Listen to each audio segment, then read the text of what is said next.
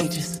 What you should do is learn about the greatest. Just so you know, our door is always open. Let's study together instead of debating. Share our differences, let love heal all that's broken.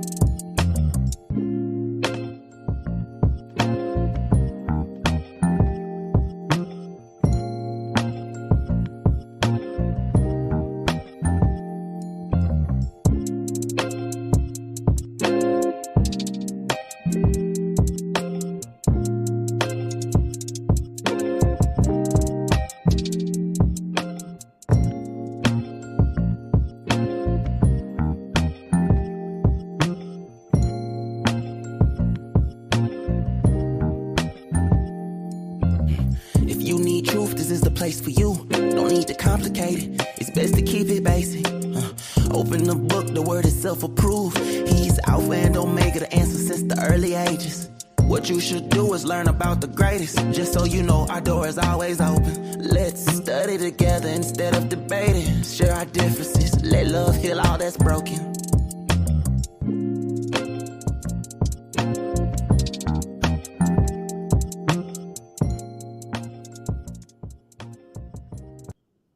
And shalom to everyone. We're so glad to have you here with us today. We hope you're having a good time and understanding life today as it should be in all ways. It is a joy to know Yahweh, who is our Elohim, and we come today to bless him in this space. Well, it's going to be an interesting topic again today, and I know that many things take place and many things happen, and everything is good until it's not good, and people do what people do as people got to do it the way they feel like they need to do it. Hope that you guys will, in fact, tune in. You might find this of good interest. So today is an opportunity for us to know the truth of his word in his space and his place. Okay.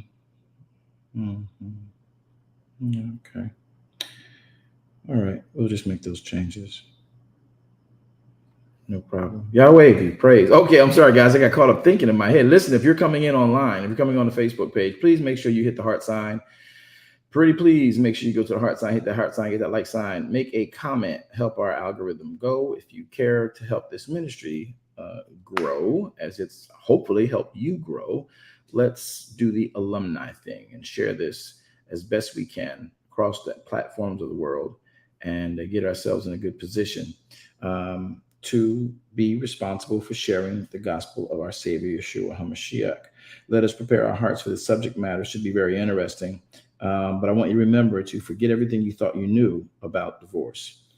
And we're going to prepare our hearts. Minister Jackie, you're going to go ahead and get yourselves ready and prepared for the reading of the of our announcements as moderator. Sorry, I don't have more mods on today. Don't know what's going on. I guess my mods are on strike. All mods are on strike today.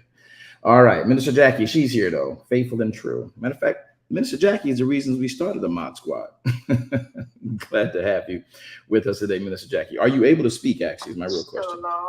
Shalom, everyone. Yes, good. I'm present and ready when able. Awesome. We're going to hit you up in just a few seconds. Everybody else, I want you to go ahead and do something for me. Facebook, y'all didn't listen to me. If you're on Facebook, hit the heart sign, hit the like sign, and make a comment. That'd be great if you did. All right, let's pray. Father, we thank you for the day. We thank you for life, health, hope, and strength. This is what they call in America, based on the Gregorian calendar, Hump Day. It's not just America, Yahweh. It's all the countries. It's everywhere. It's all over the world. But we're asking you today, help us get through the week. We're going to smile and laugh and talk about some things that are sort of kind of important to the way we live and we operate in this ministry and in the concept of knowing you better and greater. So today, in this moment of time, as we take opportunity to study for all that we have discussed and all that we have learned and all the people that we know, I want to make this a clear statement to you. We repent for any and all sins. We take this moment to consciously appointing this moment to tell you your blood is everything to us. And if we failed you in any way, thought, deed, or word, we ask you now to hear us and hold us near to you. Embrace us today, this moment, that we might be able to experience you, that we are in right stead with you, and that your words receives the preeminence in our lives. This is our earnest prayer in the precious name of YAHShua HaMashiach. Give us the wisdoms of you. Help us to walk in rightness with you and your mercies. Thank you. They are new every morning. Your grace helps us to make the right steps going forward. And we acknowledge that. And you've promised us that man doesn't live by bread alone, but man, humanity that you made by the word, lives by the word, every word that proceeds out of the mouth of you, Yahweh, our Elohim, and Adonai. We praise you for it. In the name of YAHShua HaMashiach, we all say and we all pray, Amen. All right, everybody. It's a joy and a pleasure to get together and chat with you. Moderators, please take your roles and positions. I'm so grateful that you all that are here. Oh, wow. Minister Jackie, tell us why we're here.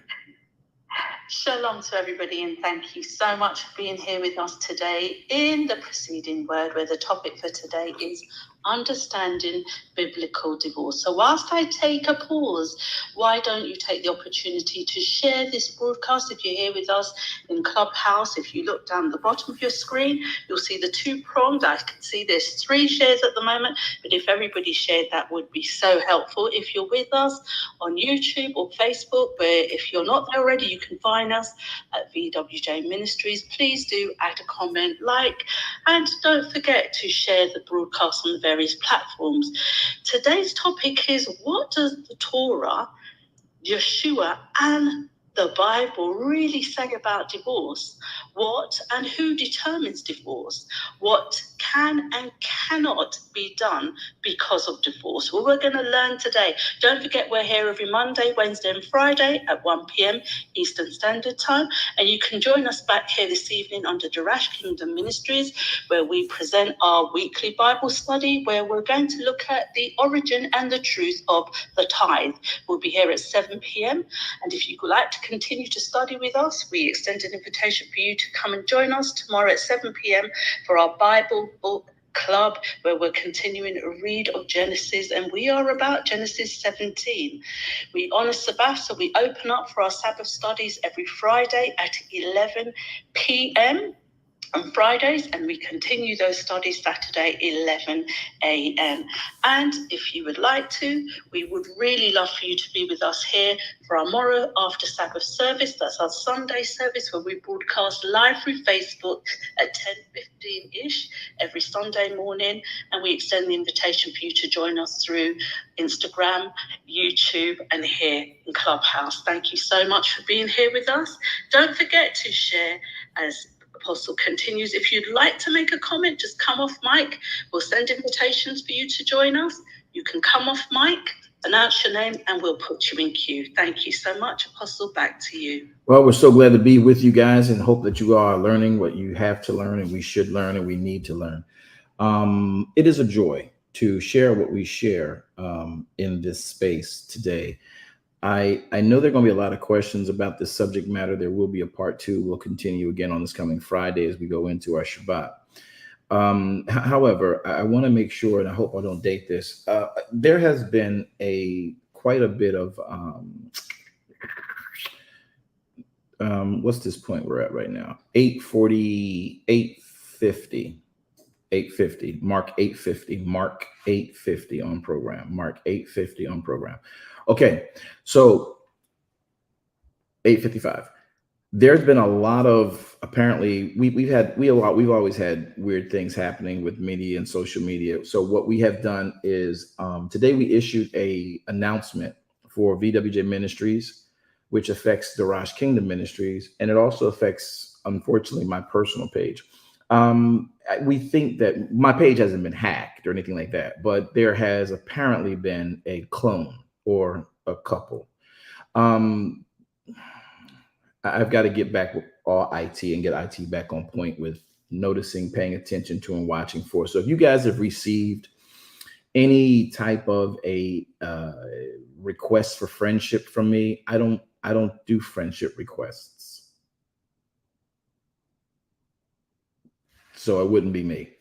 And if I did, we would do it together. I would be sitting with you and be requested, and I'd request you. So if you get a friend request from me, it ain't me. If you get a friend request from the ministry, there may be invitations that will be given out to join and say you like the ministry from VWJ Ministries, which covers the Rosh Kingdom Ministries. You're incorporated and all of that. But you would not get a blatant solicitation. We don't do email invites. We don't do events like that. And if you were a part of an event, that would be because you were invited, and you would know it because you would hear it in the broadcasts, and then you'd know what to expect. So if you don't get a heads up from us that there's an invitation coming to you, that's not us. Secondly, don't ever, never think we are going to ask for money online. We don't ask for money in general. We don't ask for money at all. All right. So there is no program out there that we're supporting that we're going to ask our followers and whoever is with us and likes and is a part of this ministry. It will never come from an online solicitation. Matter of fact, we don't do them. We live by what we teach on tonight and Sunday this whole month. We teach on the commandments and we live by them. That's how we are provided for. We don't ask you to support anything.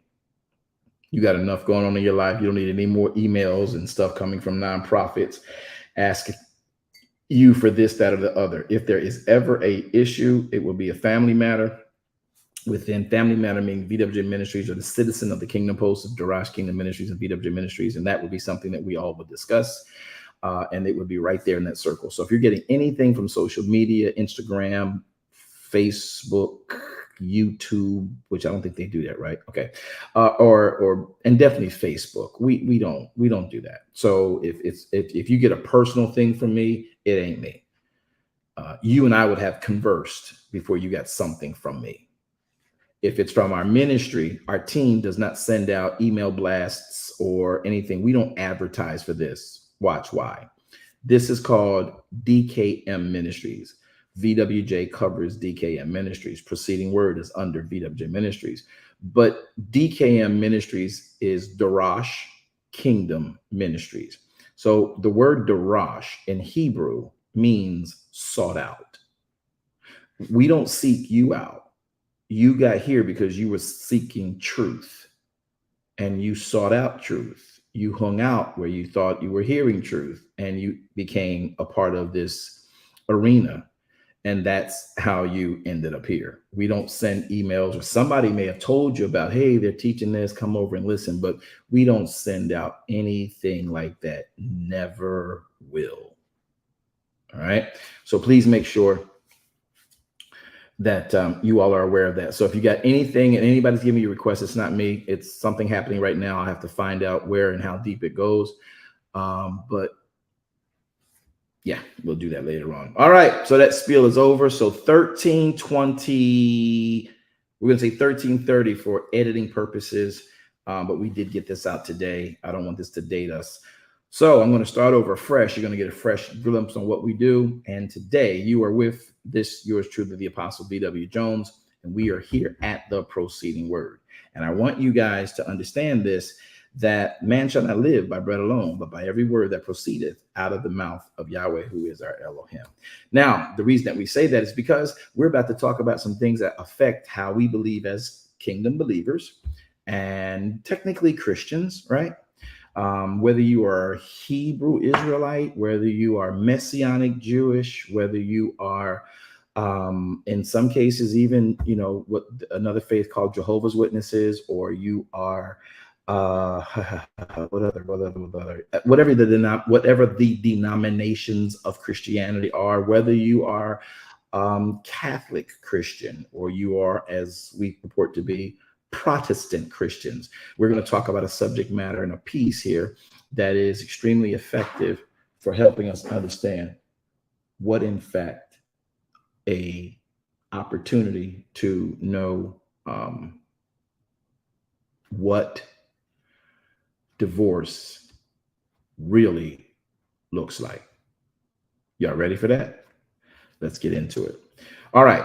Now, there's a lot of talk about divorce, and I'm going to come off mic and give you guys opportunity. So, moderators, would you please send invitations to everybody in Clubhouse so they can have a microphone and then come off of it if they need to ask a question. If you're on Clubhouse, the protocol is do not back channel our moderators with information or questions.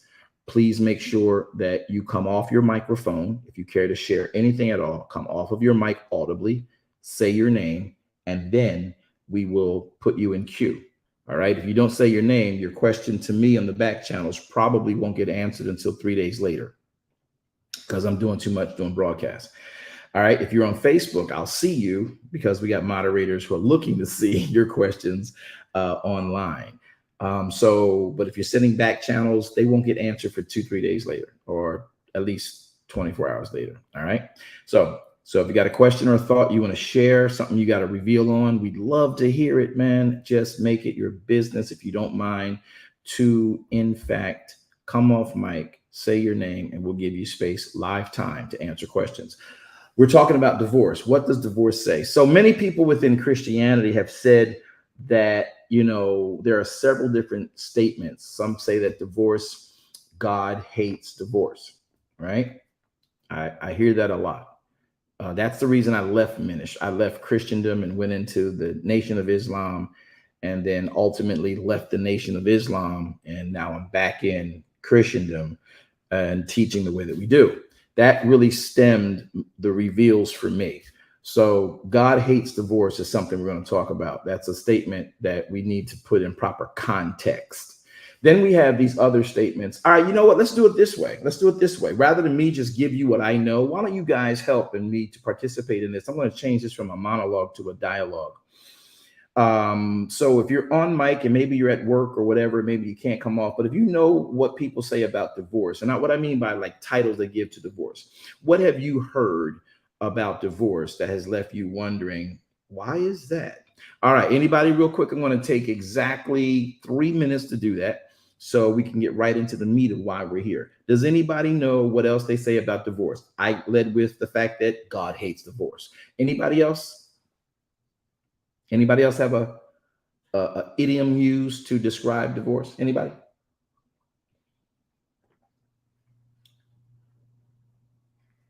Yes, sir. Go, Brother Gregory. Yes, I've heard that that there's only one reason that one should get divorced.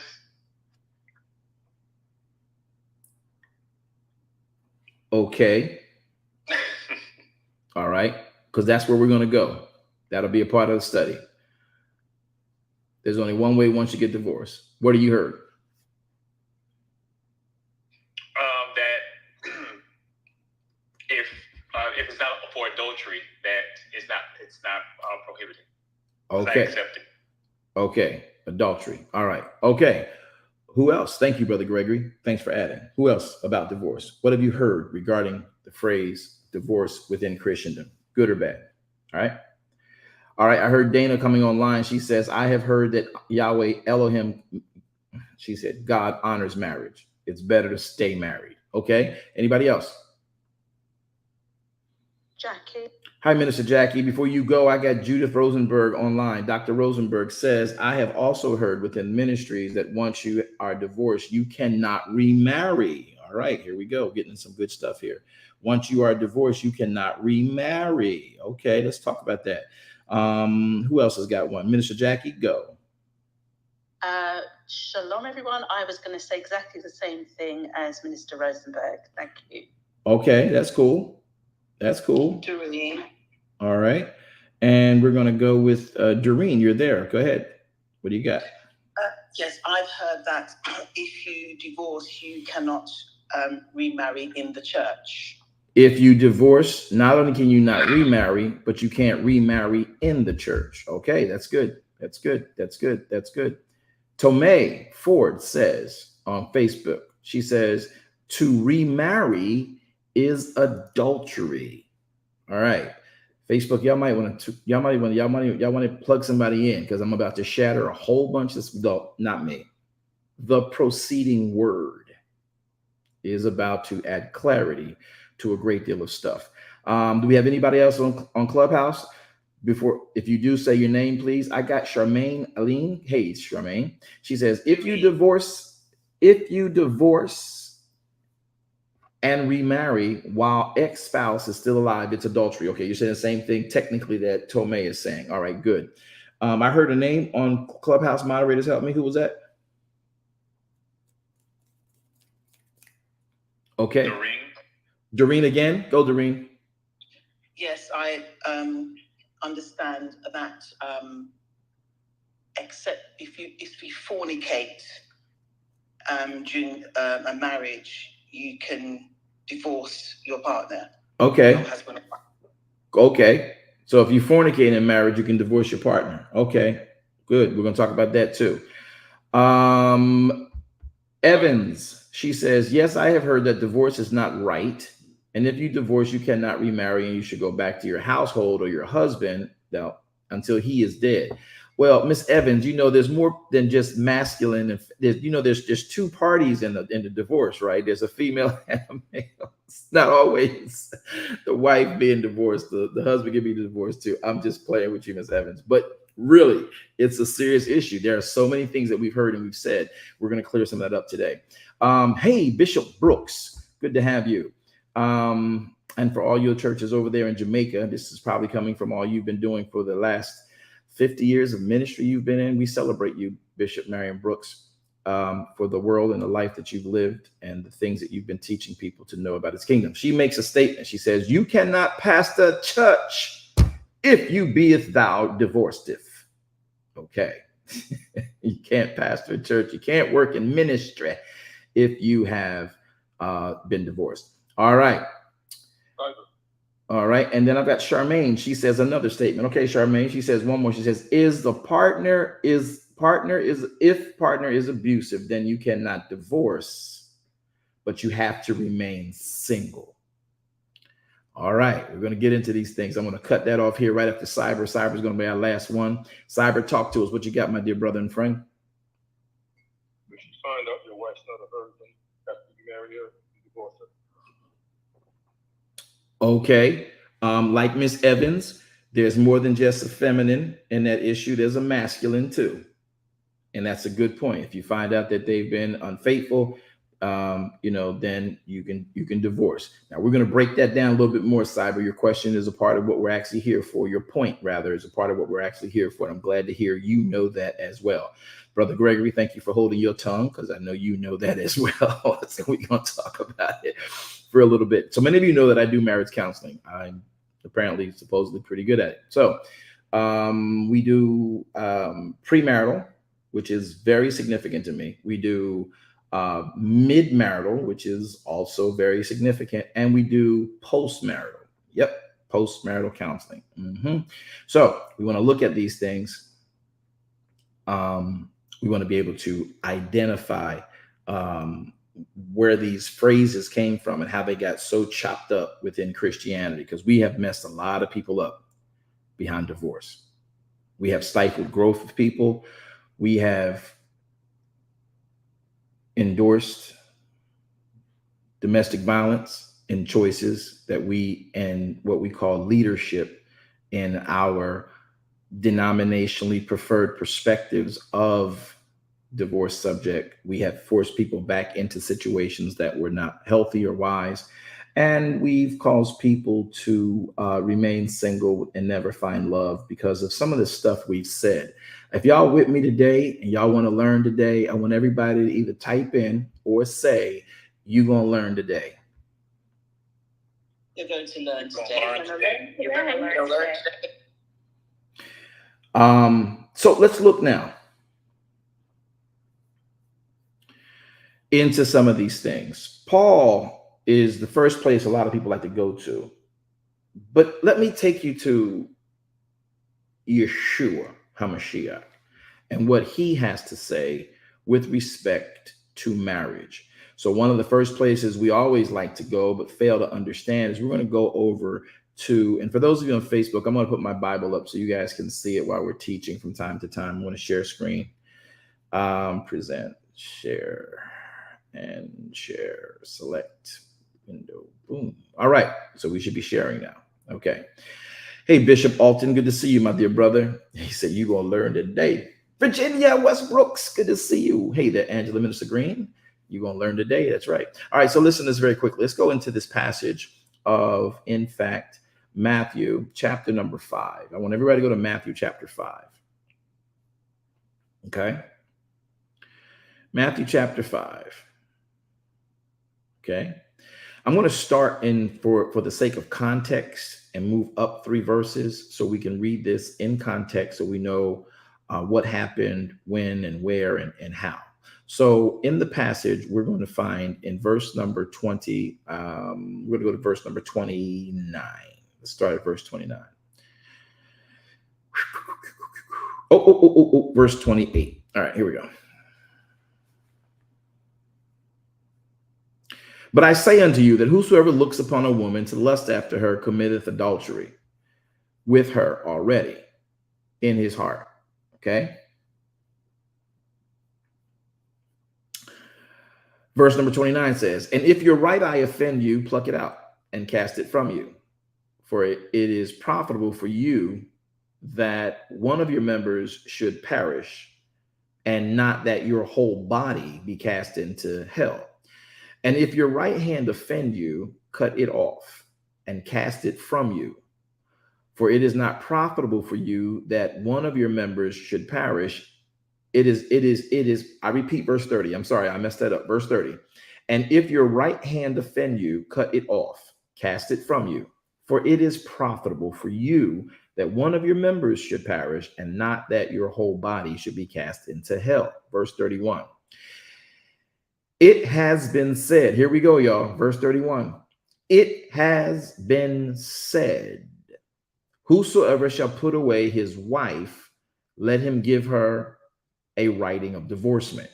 Verse 32. But I say unto you that whosoever shall put away his wife, save for the cause of fornication, causes her to commit adultery.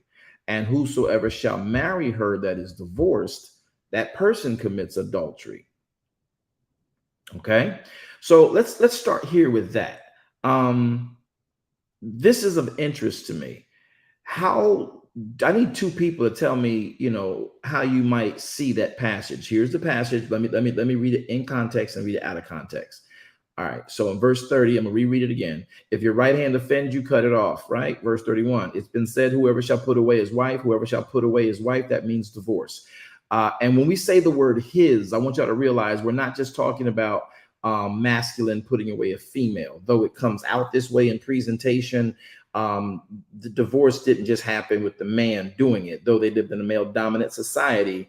The verbiage and the writing is always going to be to that end. It's going to be to the male perspective, but it also did not include a female's right to do what she felt she needed to do. Let's get that part straight first.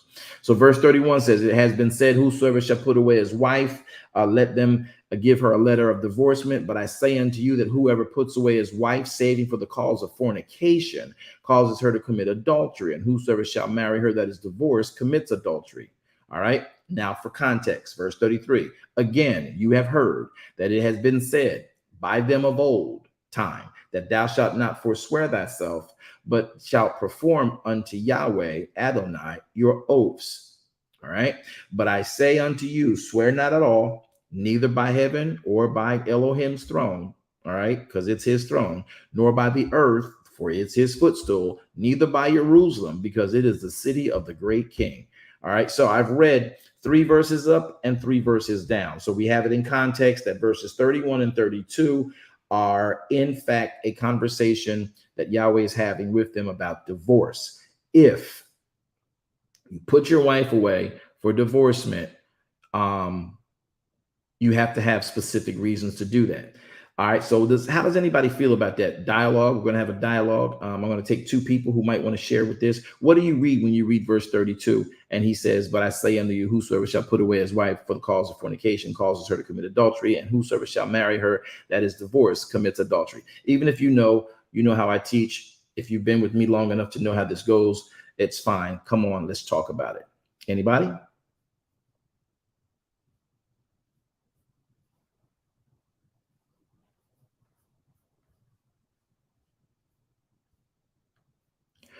Okay, so here's what we'll do. I got to fix this. It's got to be fixed. It's got to be fixed. Here's what we do. In this verse, you hear clearly the word, it's been said, verse 31, whoever shall put away his wife. To put away his wife is to divorce his wife, right? To relieve her, to release her, to dismiss her, to pardon her, to divorce her. That word for divorce, as you see, or put away, that word away here is the word apuluo, all right? Apuluo, all right? And it is the Greek word 630. And it comes from the Greek word 575 and also attached to 3089. But it means here, apuluo means to freely, fully relieve. Release that person, dismiss that person. Watch this, let that person die, pardon that person, especially divorce that person. Let them depart, let them dismiss, divorce, forgive, let go, loose, put away, send away, release, set at liberty. So clearly we're talking about divorce here, just for context. He says in verse 31, whosoever shall put away his wife, let him give her a writing of divorcement. Now, the writing of divorcement is, again, apostesion, right? Which means it is an adjective, or it is to separate. Make a writing of separation. Make a writing of permanent separation. It's called a writing of divorcement, right? Now, this is YAHShua speaking.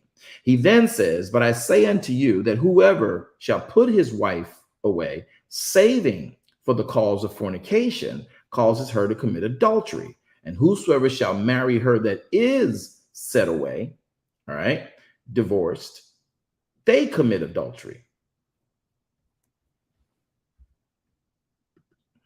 All right, let's jump in it. It's about to get hot and frothy up in here.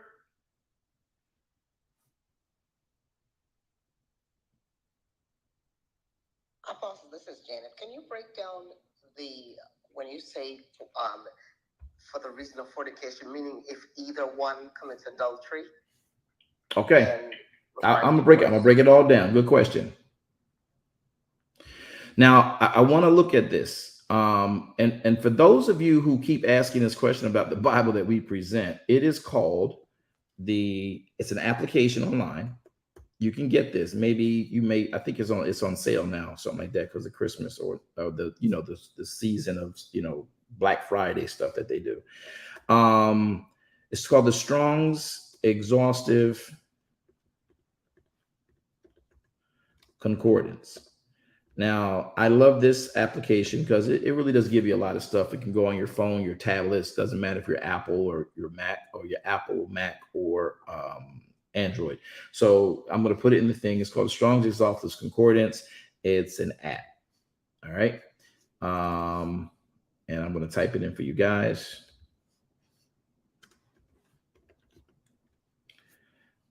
All righty. All right. You can pull that up. It's a great product to have. As you can see, I use it quite frequently amongst many of my other tools. But this one is a very quick thing for better and fast teaching, and it's shareable. All right. So I also use Logos, but right now this is sufficient for what we're doing in these teachings. So in this, you have, except for the cause of fornication, can a man put a wife away? Now, here's my question to the platform. I want y'all to engage me. I need some people to engage and willing to answer questions. Who knows what fornication is?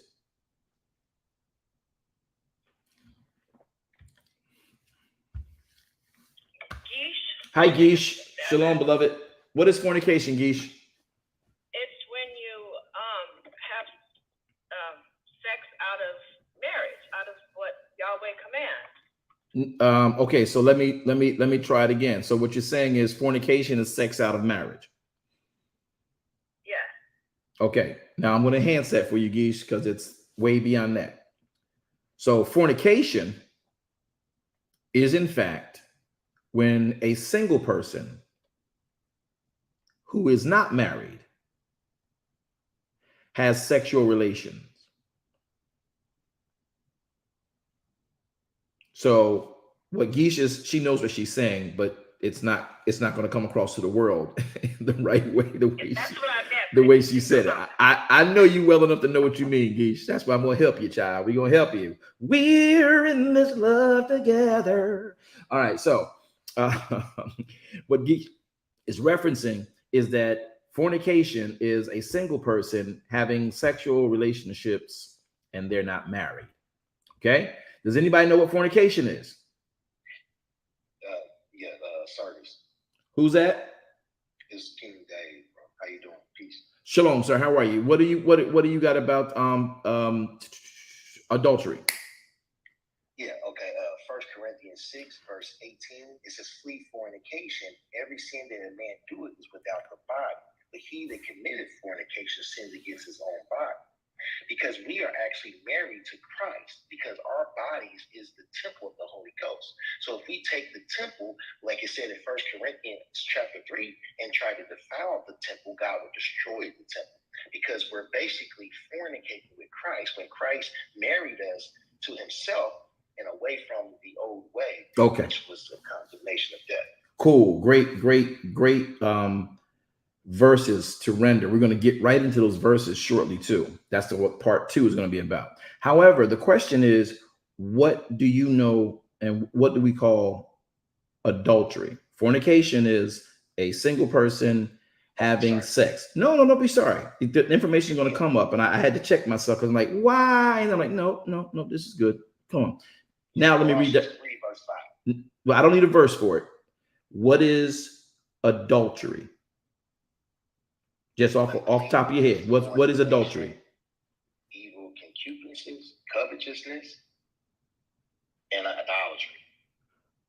Okay, that's a lot of the spiritual stuff as well. But when it comes to marriage, speaking specifically from marriage, i.e., divorce, fornication, and what have you, what is adultery? Yeah, fornication. It's when you're having sex out of wedlock. I love. Now that's what I want to. But I love what you also said. Also, it's about fornication. That's great because that's exactly why we're in Matthew right now. All right. So thank you, brother. Listen, I want y'all to catch this. Within Christendom, we have grouped the definitions. Because that's what we do. So fornication is a single person having sexual relationships. Adultery, as my brother just said, is an individual who is married, who has sex outside of their marriage covenant. That's adultery. Fornication is you're not married and you're having relationships of intimacy to that end. That's fornication, and then you have adultery. Now, I want y'all to come back to Matthew chapter 5, verse 32. He says, but whatsoever or whosoever shall put away his wife, saving for the cause of fornication, causes her to commit adultery. And whosoever shall marry her that is divorced commits adultery. We can't go into the second part. Verse 32, look at it closely. I'm going to put it on the board for you guys so y'all can see this. Look at verse number 32. Look at it clearly.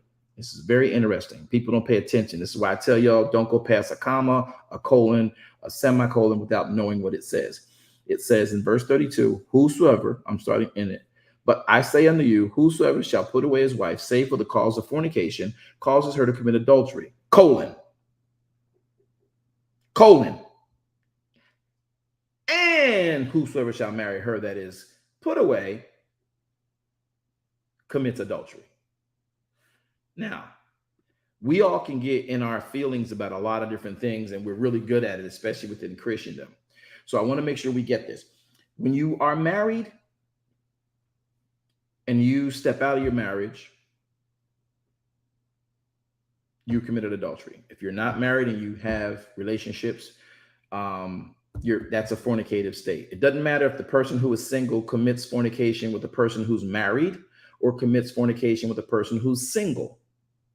Okay, that's fornication. Now, a person who is married if they commit that same act with someone else who is married, that's adultery.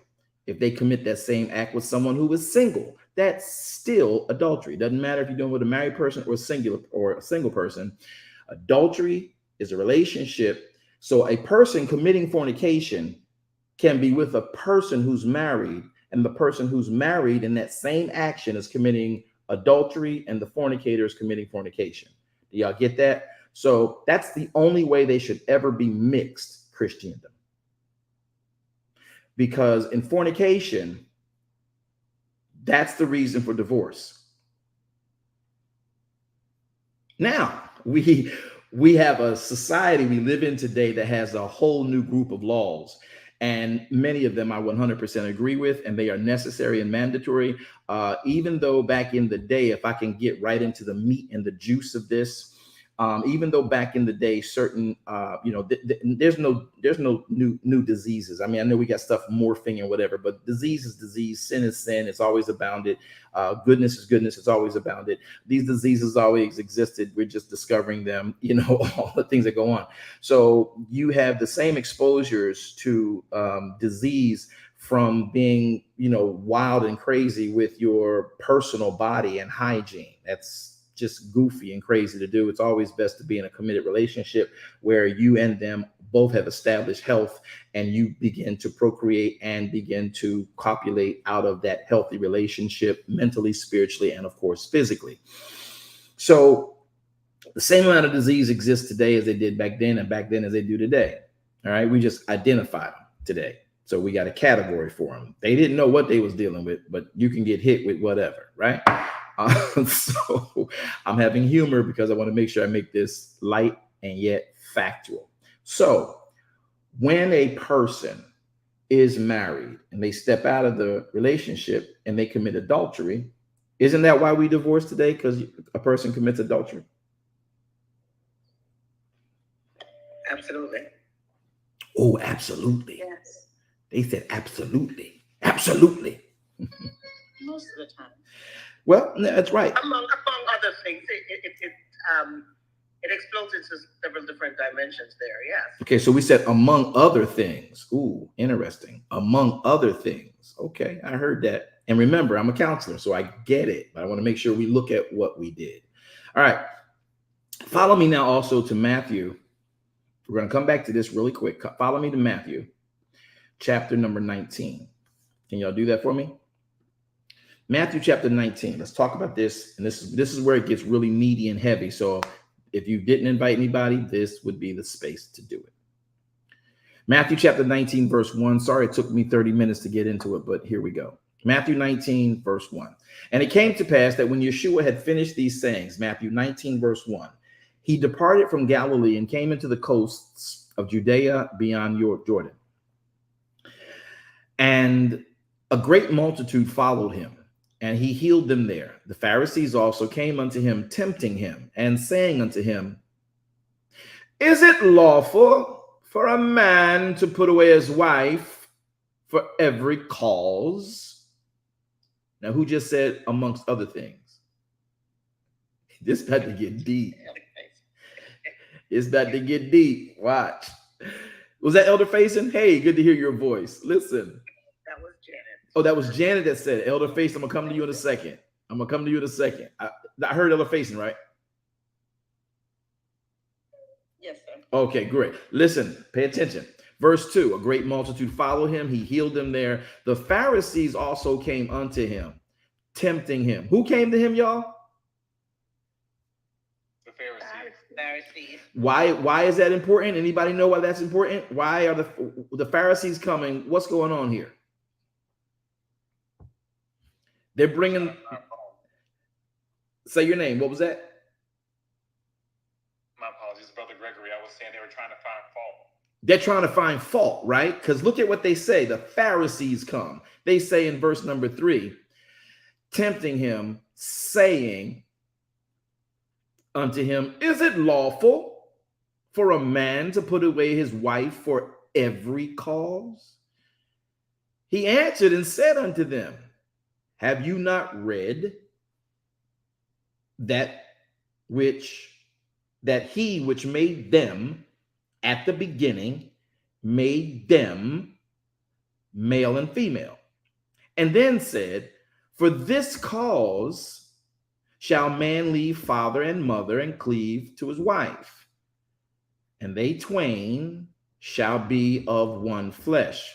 Wherefore they are no more twain, but they are one flesh. What therefore, I feel a preacher coming on in my voice right now. What therefore Elohim hath joined together,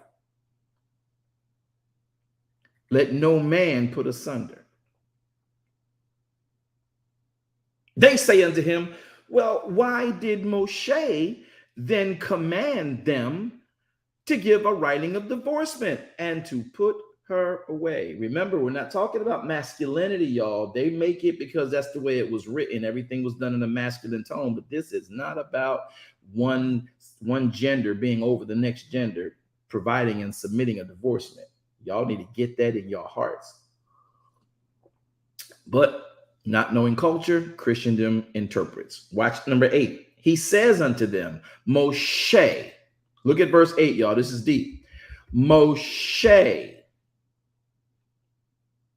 because of the hardness of your hearts, suffered you to put away your wives. But from the beginning, it was not so. And I say unto you, whosoever shall put away his wife, except it be for fornication, Mr. Pharisee, and shall marry another, commits adultery. And whosoever marries her which is put away doth commit adultery. The disciples say unto him, if the case of the man be so with his wife, then it's not good to marry. But he said unto them, and I'm going to repeat what he said to everybody, all men cannot receive this saying, save they to whom it is given. All right, I feel the preach coming on. Now, when you read that passage is sort of kind of self-indicting. He tells them very clearly, he says, Moshe, this is Matthew 19:7, he commanded to give a letter of divorcement because of the hardness and the stiff-neckedness. He suffered you to put away your wives. But in the beginning, when the instructions came, it was not so. All right, before I move on and lose Elder Faisons, you had a thought or a question earlier before I get deep. I'm about to go waist deep in this, so y'all catch this. Elder Faison. Shalom, Apostle, and everyone. Yes. I was just agreeing with Sister Lindo, what she was saying. But infidelity is most of the time, is the most logical thing that we get a divorce for. But there are other factors that contributed to the infidelity part. There were other things that were leading up to that, which probably was just not being honest and truthful, being trustworthy. All these things lead up to an act which actually puts a cap on it all, which ultimately ends in divorce. So that's my ad for that. Good ad. And that's how we think today.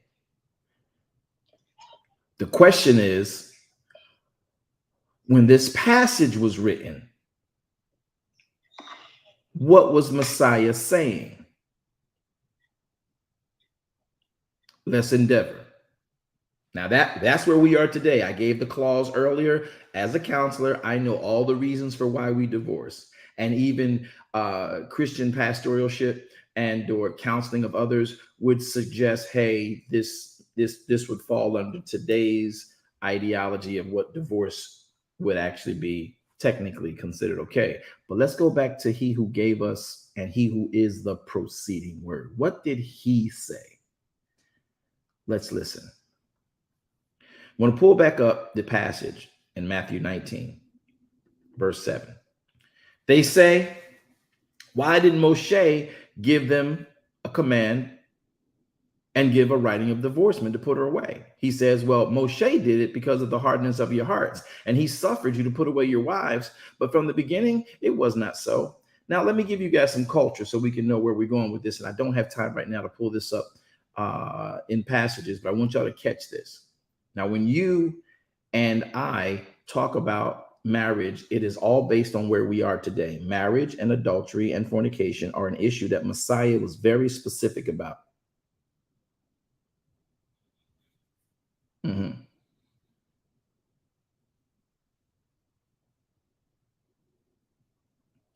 When you look at what idolatry is, that's a spiritual issue. It's connected to adultery. But when we're talking about the physical marriage piece, when Yahweh put a marriage together, he did it. Adam and Ishai, Yahweh did it. We have no record that they ever divorced. Just putting it out there. Rebecca and Yitzhak, Yahweh put them together. There's no divorce there. Jacob and Rachel, Yahweh put them together. Never divorce until death did they part. The marriages that lasted, Yahweh actually put them together. Now, we think today, because you go to church, you meet somebody, an evangelist, a missionary, the right reverend, the prelate, the magnificent. You feel that you get the pastor, the bishop, whomever, and or the deacon or the musician or whatever. You feel that because a person goes to church and you are in that church and you're looking for a spouse, be you man or female, and be they, and you think that this is what God put together. And what God has put together, let no man put asunder. I don't care how many songs you sing from Zion about the fact that God led you to this person in this church, and that's why y'all getting married. If Yahweh don't put that, if he don't build that house, they that labor in vain. But because of our organizational ties and our desire to show the community that, marriage is honorable before God, when you come together, and if you're single, churches started playing matchmaker. And so if you got married from the church, if you pulled your inventory and your selection from the church, clearly that's God all up in that, man. Yeah, we all saved, sanctified, shouting, jumping up and down, and folks still getting punched in their face when they go home. So that's not a marriage that God put together. Let that pass on down the rock. Now, I want you to catch this, because what Messiah says, if we listened to him, we would have caught it. In the custom of Israel, when Moshe and Israel, please pay attention, were released from Egypt, Yahweh gave Moshe and Israel the ordinance called the Torah. They were not to fraternize while they were in the wilderness. Okay, so y'all remember, just so I make sure y'all not asleep and y'all not hearing this, just patronize me and come off mic and say you get it, or type it in. I get it. Y'all know we're talking about Israel leaving Egypt. I get it. They're in the wilderness right now, right? Fresh out of Egypt. Somebody type in fresh out. Just type in fresh out. Fresh out. They fresh out of Egypt. Fresh out. They have no kingdom. They are a kingdom in making. Yahweh gives them an edict called the Torah over time. And then he tells them, while you're in this wild place, before I bring you into your promised land, here is what I want you to do. Do not go up into these groves of the cities that you sit next to while you are finding your place. While I am covering you by cloud by day and giving you an air conditioning system and a fire by night. Do not, when I lead you by cloud, go into the cities I park you next to. That's for bartering. That's for making a little bit of money and exchanging goods for goods and getting your cattle and your family's water and what have you, right? But do not go up into those places and serve their gods.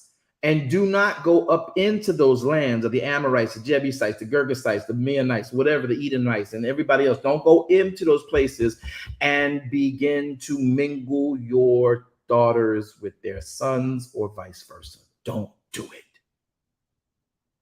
Don't do it. Somebody shout, the beginning.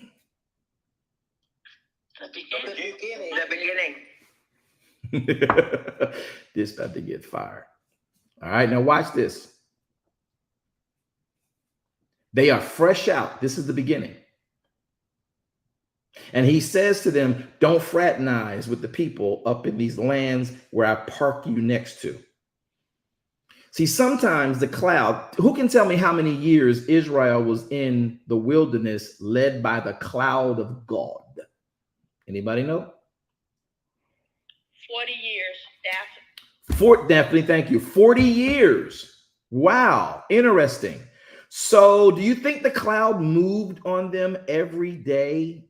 Because if you've ever been a Boy Scout or even a 4-H or a Girl Scout or whatever, and you've had to pull up stakes, and you ever been camping and you got to pull up stakes and move every day and load that thing up and wrap it up and pack it up and get the sticks and break it down and then set it back up. Do you think that cloud moved every day, y'all? Talk to me. Can I talk to you? Really want to meet you. Can I talk to you? Y'all gonna talk to me? Talk to me. Did that cloud move every day? No. Mm-mm. Yes. Mm-mm. Did not. That cloud at times would sit for literally a year or sometimes better before he moved them. So now when you settle in an area for a period of time to gather bearings and establish things, they will be sitting as settlements outside of other cities, working on bartering with them and talking to their magistrates and everything and order themselves aright, and they would be there, but they would be there for periods of times. Sometimes they would go up into the groves to barter, and of course, children will be children. I'm talking about grown folk would go ahead and do what Yahweh said don't do. And they would fraternize with the people up in the groves. When Yahweh told everybody out of Egypt, stay within Israel's circle and tribes. You want to marry somebody from Dan. You want to marry somebody from Naphtali. You want to marry somebody from Uda or from within. But the point was, keep it within Israel. That's how Yahweh kept them set aside. Now, here's the catch. They left Egypt with a high hand. They have a commonwealth promise. The commonwealth promise is that when we get to the promised land, those who have kept his word, we walk into that land and we walk into this covenant. Now, while we're getting there, don't go up and fraternize. So long story short, they went up and fraternized. Some cloud might have stayed a year, 2 years before it moved again. They up there and you know what? We had a baby. And you know what? They good people too, man. I've been up here all this time. They got good fruit. They friends with us. And I don't know why I don't know why we can't just be, hanging out. Now, they did not go back down to the encampment. Remember, Israel is in an encampment. They would leave the encampment. They may come back for the feast. They may come back for the time, but they would go back up to where they came from. And now you mess around and got a child from this man you met, or you got a child from this woman you met. And now you come back down because you saw the cloud moving. You heard the shofars blowing. See, because when the cloud moved, the shofars would blow. We're moving. The Gadol Kohanim, they got the cantors blowing the shofars. Everybody knows, well, is it a season, the feast? No. Oh, so that means we're moving. They would hear the shofars wherever they were, and they would come running back down to grab their stuff and get prepared to move with the crowd. Y'all gonna learn today.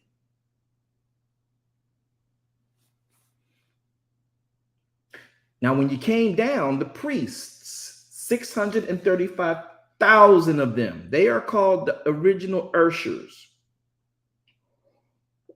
Y'all know we talking about divorce, right? You know we talking about divorce, right? Oh, are you? Because you thought I got sidetracked? Absolutely not. Pay attention.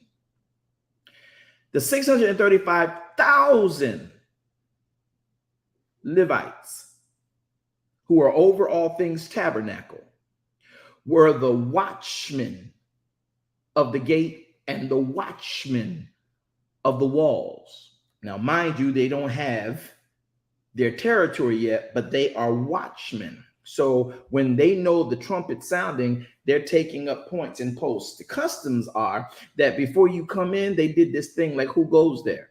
So when you coming back in, because they know the tribe is moving, and see all these people scurrying to catch up so we can move together, right? When you come in, they would ask you, who are you? Oh, hey, I'm Usef from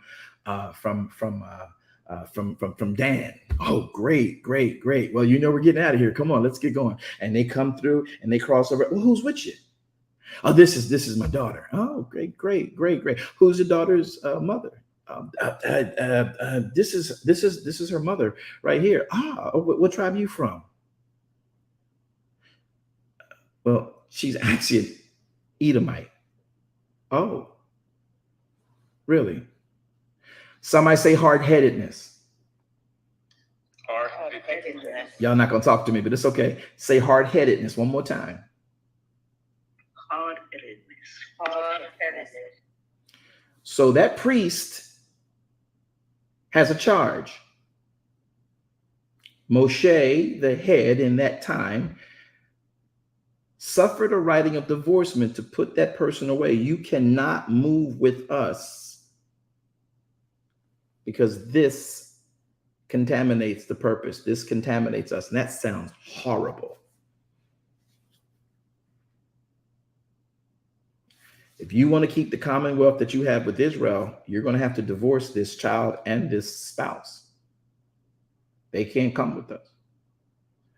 Now, you said, well, wait a minute, there were strangers inside the lot. There were, and they were to remain inside that lot. There was a mixed multitude that came out of Egypt. There certainly were. We are not excluding them. But those, once they came in, that mixed multitude came under the covenant of the Torah. Yahweh says, do not fraternize outside. So if you are of the bloodline of Israel, you are to only fraternize with the bloodline of Israel, not outside.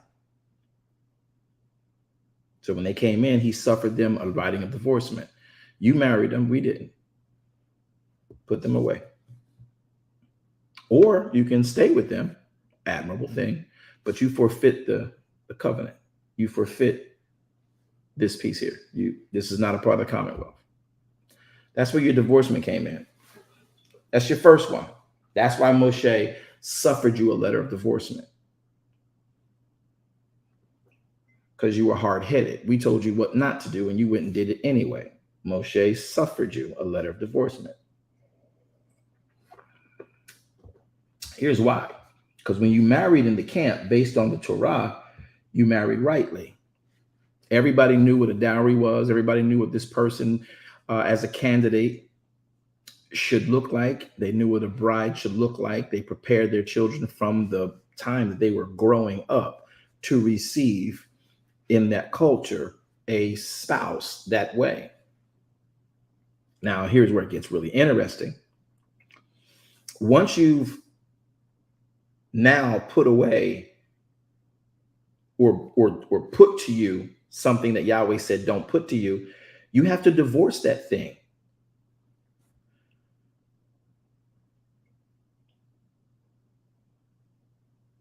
Don't we have to repent of our sins, even though we say we love God? And if we sin, don't we have to divorce that sin to be back in the kingdom?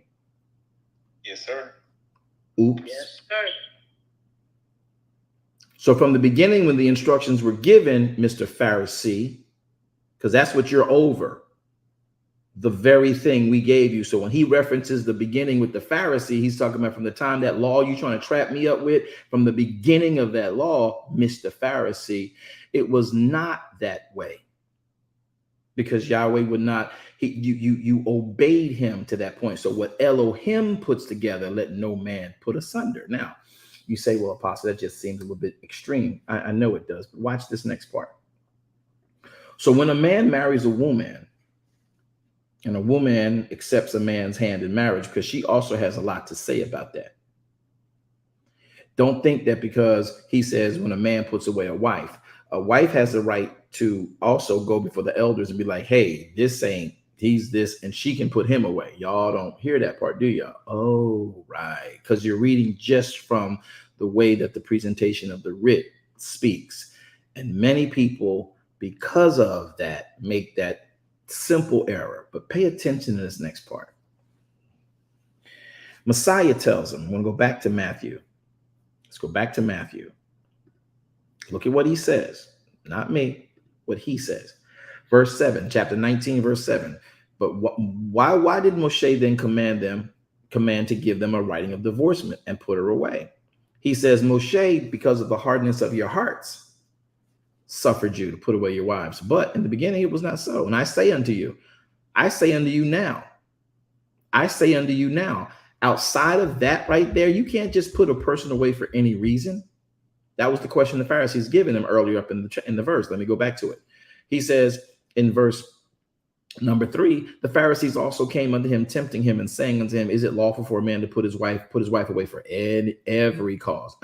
Messiah then goes back in verse number 9. He says, I say unto you, whosoever shall put away his wife, except it be for fornication, and shall marry another, commits adultery. Wait a minute. Watch this. Here we go.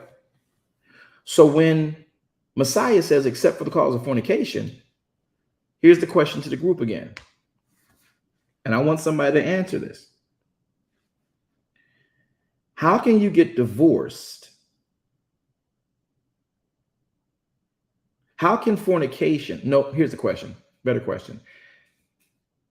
Fornication is for single people, right? Yes, sir. Yes. Adultery is for married people, right? Yes, sir. So here's the question we have to ask ourselves. How does a married person get divorced for fornication? That's a single person's issue. I'll repeat. How does a married person get divorced for a single person's issue? Fornication.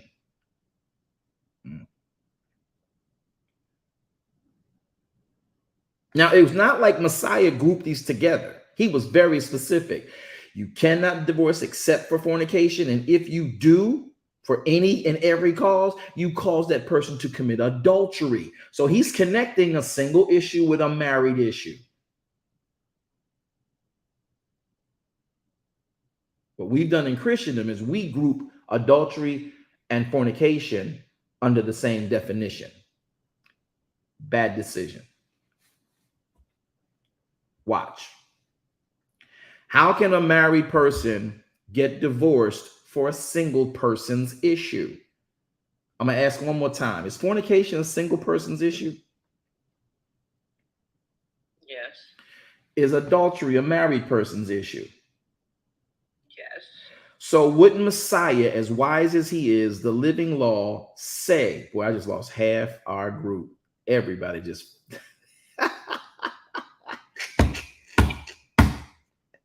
half the viewership just dropped off. Watch this. Those of you who stayed, you're going to learn today. Listen, my goodness. Did y'all see that Exodus? Am I Moshe? I'm not Moshe, y'all. Did y'all see that Exodus? Max Exodus. Listen, for those y'all who stay, I want you to catch this. If you commit adultery, because today, if you commit adultery, it's reasonable, and I must say in many instances responsible based on the exposure for the ignorance of one who commits adultery. And I know that from personal experience. You are an ignorant person to commit adultery. And it is a selfish situation because I did that. I did that myself. So I'm talking from not a preacher's perspective, but from someone seeking to be and remain and understand salvation's perspective. Watch. Proverbs talks about it, and we'll talk about that tomorrow on the next one. He tells you what it means to commit adultery, how you are, your mentality, and what it means about you. Did y'all know that was in the Bible? Yeah, it is. But let me stick to the point of Messiah right now. I'll get to Solomon later. Messiah says, wouldn't Messiah be very specific to say, hey, a married person commits adultery, therefore they can be divorced? He doesn't say that. Oh, because he understands the culture. Here's why fornication is the issue for divorce in a marriage, and the only reason from the Savior's mouth for divorce. Yeah. Hold the thought. For divorce. All right, you know what? It's going to bug me. Daph, what you got? I'm going to hold that thought. Go. What you got, Daph? Messiah also said if you lust after a person, so if a person is married and or commit fornication, don't anybody just lusting after something? I'm going to break that down too. That's going to be on Friday's portion. Let me get through this piece right now. Great ad, great point, and that will be covered literally. I promise you. This is a very covering piece. So great point. Now watch this. So what Messiah does is he's very specific, and he tells those, if you commit fornication, married people, that's the only reason you can divorce. Now, you know what? Let me kill that point, Daphne, what you just said. So the Pharisees asked the question and says, can a person divorce for every cause? Messiah basically said no. What is the cause? Only for fornication. So in Messiah's viewpoint, in the conversation of Matthew 5, and then a second conversation in Matthew 19, he tells you that the only reason for divorce under Elohim's kingdom is fornication. So therefore, in Daphne's statement she just made, if a man looks and lusts after a woman, he's committed adultery already in his heart, right? But adultery is not a reason for divorce.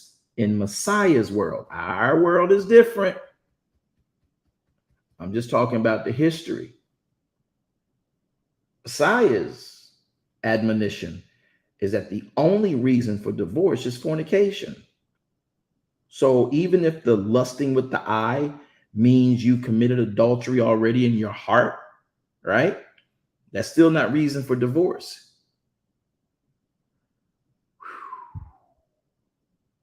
I'm just talking what the word says, y'all. Now, we're going to get back into this. I know what Paul said. I know what Solomon said. I know what David said. I know what Moshe said. We're going to get to that. And I know what we say today. I am one who is not against divorce. I just want you to understand what we did with it that got us screwed up and got people thinking a whole bunch of unnecessary dialogue about how divorce affects you. Boy, that program dropped again. Listen. So Messiah says, married people, if you do this, fornication, that's the reason for divorce. Again, the question bears, how does a single person's issue affect a marriage group? Because there is a process for Yahweh bringing two people together. In the culture of Israel, when a potential bride, a virgin, and she didn't have to be a virgin either. Just get that straightened out, because there's circumstances. There's circumstances, right? There's layers to this. But in general, for right now, we'll talk more about it on Friday as well. But in general, what we have here is that when a young lady is being considered by a suitor, and he's watching her to see how she operates, so that he can potentially find, as he's finding a wife, he finds her serving her father in a certain capacity.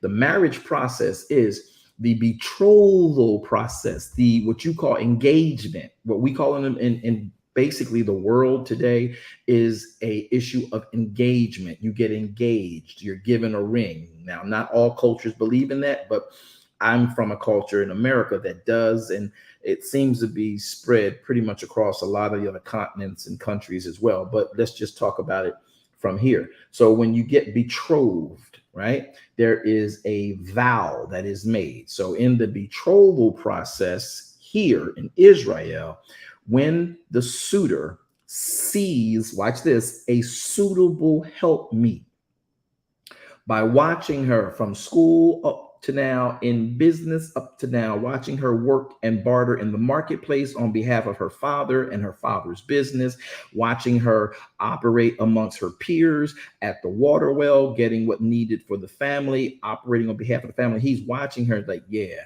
I need someone who's loyal like that, who can carry out instructions, who's competent like that, who is accountable like that. And then he sees her suitable. So the suitor goes to the suitable candidate's father and says to the suitable helpmeet's father, I'd like to be considered to marry your daughter. I follow, based on our culture, the criterion for marriage. Please, y'all. Please, y'all pay attention. He then says, by protocol, I have this much. This is a tenth. This is what I have. This is what I am. I'm willing to render you a tenth. They count up that tenth. That tenth that he gives him, whether it's $100, means that is what's a tenth of 100, y'all? 1,000. Okay. So that means that my net worth is $1,000. Now, that's the purpose for giving a tenth, because now he can tell the father, I have this much. I'm giving you a tenth. Right? It's not a sale. It's not a marriage. This ain't sex trafficking. This is not, arranged marriages. It is not an arranged marriage. It is not an arranged marriage. You are not exchanging money for her. It is the process for betrothal. You are offering, because what you are trying to actually become requires a sacrifice that's deeper than we're going to talk about today. Friday is these pieces. Now watch, when he gives her a tenth, which is called a dowry, he gives the dad a tenth. The dad says, okay, you meet that standard. So you're going to be able to bring my daughter into equal to what I have, or better than, based on the amount of this dowry. That's what it tells me. Okay, so you meet that criterion. The next criterion is you and I need to sit down and chat and chop it up and do a few things together. So the father and the actual suitor would date. They never dated the daughter. Wow. You date the father. So the young suitor and the father of the daughter he's looking at, they hang out. If they don't click, the suitor's never going to click with the daughter.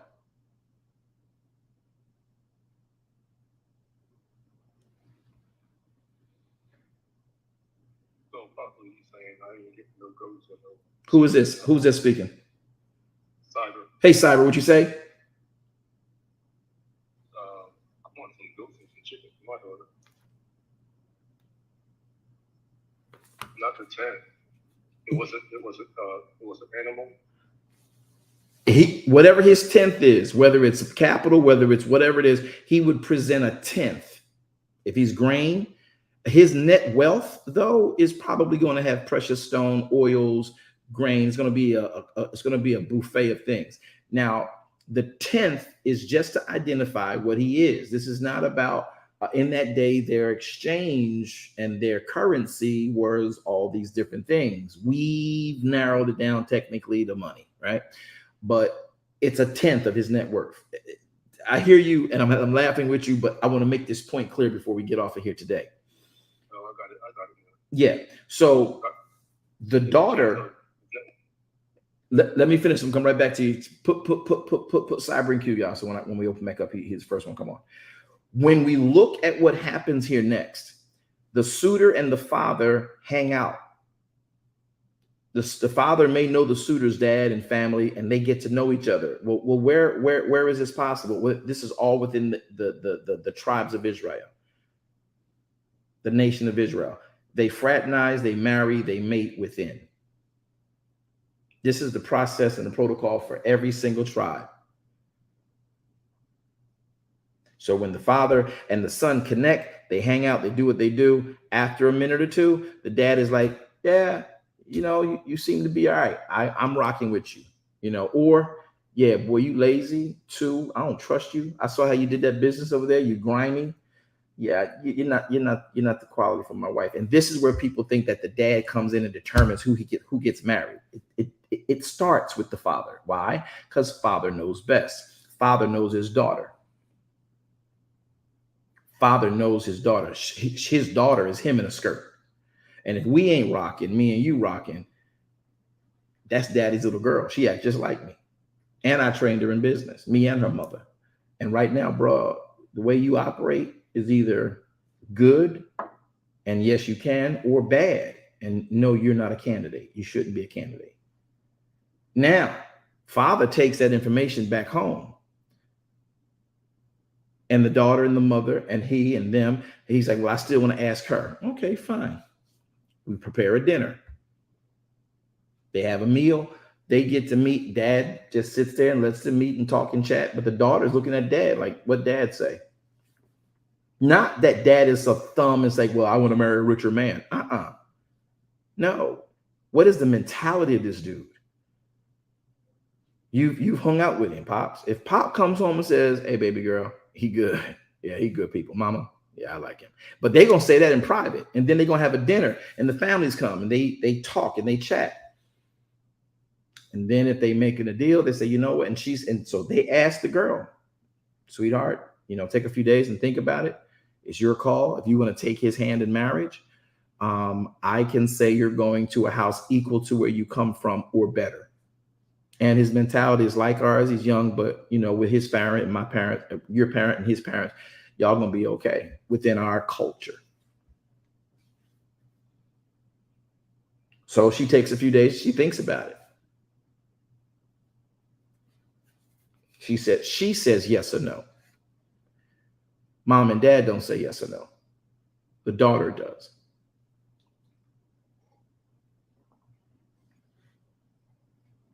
She might have looked at it and be like, Mama said, baby, consider the children, girl. Consider the babies. Look, I don't know what that bump is on his cheek, but consider the children, girl. You're reproducing him in the earth. That was some teacher humor that did not go over well. So it makes sense. You understand now. Oh, yes, it did. I was laughing because it is very true. It is very true. Funny. Mm-hmm. So Monique Woods, this would prevent a lot of unequally yoked marriages. So true. Paula, that's beautiful, Paula Chevelle. She honors her parents' viewpoint and opinion and wisdom. Because mom's looking too. Dad's looking. This is an inspection of him. They know her. And they know her good, but they're like, would these two be a good match? I don't have to let her. She doesn't have to go. He would like to have her. He ain't guaranteed to have her just because he got money. Now, were there people who were ruthless and like, oh, you a richin'? Yeah, girl, he are, and all that. Yeah, are there, do you got moms? And yeah, you do. But the process of Elohim was the dowry was given. Then he would come back. She would say, let's just say yes. Well, she has to. When she says yes, or she has to for the analogy to work. She says yes. Dad is saying, son, here's a coin of her chastity. This is a coin of chastity that says, as far as I know, and she knows, and she's telling me her hymen has not been broken. Now, if there's a problem with the hymen breaking and no blood would come forward, he would tell them, listen, we do have medical history, though, in our family, that just because the hymen breaks, there sometimes there's just no blood. So, because you'll learn about this more later too. So the token is given. And when that token is given to him, he gives the dowry to dad, and that's an exchange. Now they are betrothed. That would be the equivalent for you and me of engaged.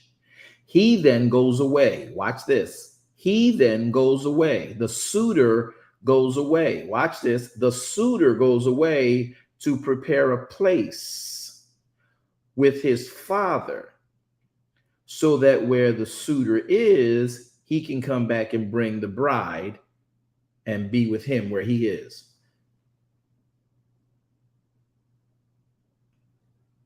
Anybody get a flashback?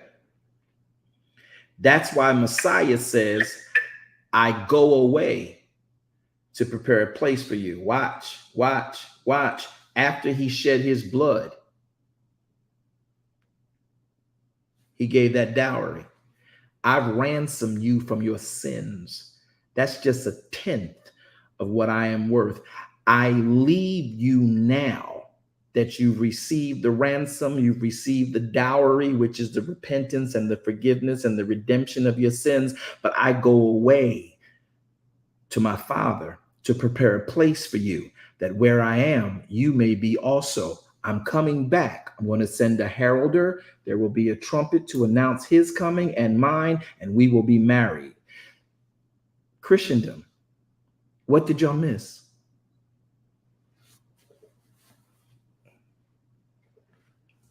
All of it. That's the process of marriage. So the suitor would go away. He wouldn't be dating the girl during engagement. They're not going out on dinner. No, the girl, the woman, the bride, she's being prepared by the mother and the father and the community. She now is no longer out in public exposed so that others can think that she is not attached to a covenant and a potential promise in marriage. She is now off the market, as it were. And she is being trained by mom and dad how to be a wife, how to be a mother, how to be a homekeeper, right? And though she's been growing up as a girl under mommy and daddy's rule, things change now. You're about to be on your own with another human being to build life like we've built. So mom now takes her into that whole real, okay, this is the mature, this is the grown-up conversations now. This is how a woman keeps her body. You can't be smelling like this. You can't be looking like this. You can't be walking around like this with your hair all over the place because you a tomboy working with daddy right now. This is shifting. They got her in oils. They got her in baths. They got her at the spa. They got her getting petties and manis. They're getting her prepared to be a tender bride, but she's going to be a worker too. Daddy is like, hey, baby, this is what men want. This is what men like. This is how men can be an idiot. This is how men can be cool and This is what you do to make sure so there's no stress. And he got to make sure he do this. This is what you should expect. This is what you should receive. Any good man's gonna treat you this way. Mom's doing the same thing from her respect and her perspective. When the suitor goes home, his mom and dad are doing the same thing to him. Hey, you can't be rough. You can't be all loud like this is a woman. This ain't your little boys. These ain't your homies that you built business with. You respect her. You honor her. Her voice is everything. Just like I respect your mama. And then mama would get with him and, hey, son, you got to do this. And listen, this is what a woman likes. When you touch her, don't be grabbing her all hard. You caress her by her forehead and you tell her you love her. You know, all that stuff. They do all that coaching. So the time of the betrothal could be easily a year to to 18, possibly even 2 years before the two come back and make this communion happen. So therefore, as I told you before, when in fact, just like in your faith in the Savior, when in fact Messiah, who has redeemed you, left his dowry, he gave you a robe of righteousness. Did Messiah give you a robe of righteousness? Or did your pastor give you a robe of righteousness when you got saved? Did your church or your denomination give you a robe of righteousness? Or did the bridegroom give you a robe of righteousness? Who gave you the robe of righteousness? Messiah. Messiah did. Messiah is the bridegroom, right? Yes, sir. So why is the bride searching for her gown for the wedding?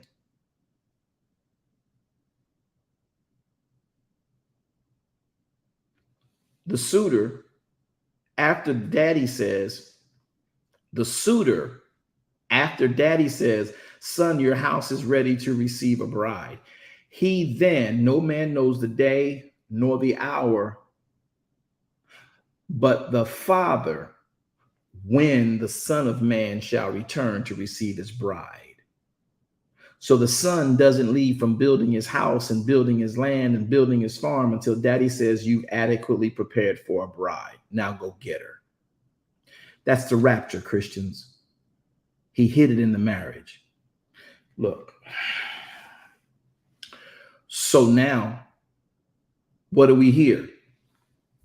The trump of Elohim shall sound. So when he is now being said by the Father, go get your bride, it's time. He heralds a trumpet. He hires a heralder to carry the gown that he wants his betrothed to be dressed in. So when he gets there, having not necessarily seen her, and she's grown over 18 months, 12 months, possibly 2 years, she's grown, she's different, she looks a little bit different, she's being groomed to be a bride, and they're waiting for them to come back and get her. And so he's like, in just case I want to recognize her, I don't have to be looking at all these women, people thinking I'm lusting after them, make sure my girl is in this dress. So he now sends that dress to his father-in-law. And father-in-law dresses her in the robe the suitor sent. And then the father pays for the venue. How does the father of the bride pay for the venue? Well, what did the suitor give the father before he left? The dowry from the dowry. Gave father a dowry. So now you know why the father pays for the wedding. Okay, now you're getting it. Right. So who pays for the wedding? It ain't the father. The groom. It's the groom. Who paid for your sins? Who redeemed you? The groom. Ooh. Wow. Wow. So while we continue to do this, the groom sends the heralder. The heralder does what you heard about in Matthew chapter number 25. The bridegroom is coming. The bridegroom is coming. And everybody already knows where to go. Notice everybody went to a place already prepared. Because the bride's father prepared the venue, prepared the food, and also prepared where they would go and they would come into. Now, in this process, there's another good part. Y'all catch this. This is deeper than what y'all, and I don't have a whole bunch of time. I got to get done because we'll come back to part 2 on Friday. There is a custom, and some fight with this, and many completely live by this. I'm one who believes this. One of the customs that tell within the culture, one of the customs that are told within the culture of Israel, particularly at that time, was that when a marriage and a betrothal were to begin to make the consummation, right before the actual event for the wedding would happen, the marriage wasn't consummated when they said Mazel Tov, broke a glass under their foot, if that piece even fully actually happened in that biblical time. Now, we know it's a custom within Israel today and Judaism. It's a beautiful thing. I've experienced it. It's a beautiful, beautiful, beautiful, beautiful expression. It's beautiful. the aura behind it is just beautiful. The definition word. So it's just not a mazel tov and we're married. No, you have to consummate that marriage. To consummate that marriage means you have to copulate. So the fathers of both the bride and the groom and the mothers, should they both be alive, would prepare what we call a white sheet for the marriage bed. They would usually prepare this marriage during one of the feast times of Yahweh, in that celebratory time. And then they would prepare a place for the couple. Once the marriage is over, they would go and rest in that space. They were sort of kind of forced to go into that space under the honeymoon. So a honeymoon, guys, is not you deciding I'm gonna get married on June 17th, and then I'm gonna take 7 days off, and that's gonna be our honeymoon. That's not what a honeymoon is. They laid under the full moons of the feasts, the honeymoon, when the moon drawed up the passions of the human body, like it draws up the waters out of the actual ocean. They rise, the tides rise, your passions rise under a honeymoon. That's supposed to be a time of consummation. That's the honeymoon. And if you catch this rightly, the honeymoons lasted about 7 days. So when you married under that honeymoon, you wait for the commencement of that, and then you wait for the conclusion of that. That's how long you stay with your spouse. 7 days. New spouse. Y'all hanging. But that first day, the time of consummation, they would come out and they'd look for two things. This is argued within Christendom. I am a complete subscriber to this, that if there has been no discussion that the hymen should have a problem breaking, if there's no blood from the hymen on this white sheet the parents have prepared, and then there should be traces of the white blood cells, because the woman's going to have red blood when it comes and hits the air from the hymen breaking. The masculine, he is going to have spermatozoa, which of course you know is white. Well, it also typifies the white blood cells and the red blood cells. Now, semen is not the white blood cells. It's just the typifying, it's the optics. Got it? So they would see the white and the red blood. And depending on the white, because everybody thinks that if there's no blood and there's no conversation about the hymen, that means the girl she had given herself to somebody else earlier. Right. So it's the woman. No, because you can also tell if the man did. So there had to be a certain texture to the masculine's spermatozoa under vaginal ejaculation. So this is what has been understood. This is what the sages of those times, and this is what the Levites of that time put in place, according to what they say is the instructions of how they operate. So when that red and that white are seen, red and white blood cells, right? That thing is consummated. If they don't see red or that white looks off, there's a conversation. Okay. There's a real conversation. What happened? You don't have hymen break. Someone penetrated you previously, or the texture of your semen, sir, is questionable subject. Had you been here and done this before you married? And the families would sit down and they would determine, based on the conversation with the two, did someone commit fornication? If fornication cannot be determined, or if it is determined, and then the bride says, well, I'm still cool with being married, or the groom say, well, yeah, if she did, I mean, I'm still cool with being married to her. She's promised not to do it, and I promised not to be nowhere, so we're going to go ahead. They have 10 days. This is where y'all get your annulment period from. They have 10 days to determine, as a family unit, male and female, bride and groom, we're going to determine whether we're going to make this work or not. And we're going to hold to covenant. So except in that 10-day period, once fornication has been ascertained, except for fornication, can you now divorce, because you did mazel tov, you did make your vows, you did speak covenant, you did prepare a house, you did prepare your person. You are married. The consummation of that marriage happens now. And once they've consummated that marriage, they did. The issue is only in that 10-day period of time when we can determine whether or not somebody committed, somebody wasn't faithful, somebody lied, somebody wasn't a virgin here. And we always make it like the woman got to be the virgin. That man need to be a virgin too. And if he's not, that's a conversation that has to be had between the father and the families at the time of betrothal, saying, all right, I had a wife before, so I'm not going to have the semen issues, but I would like to marry your daughter. And they can say, well, our daughter, she got raped. And I'm cool. I'll take her. I've watched her. So she's not going to have a hymen break. I'm aware of it.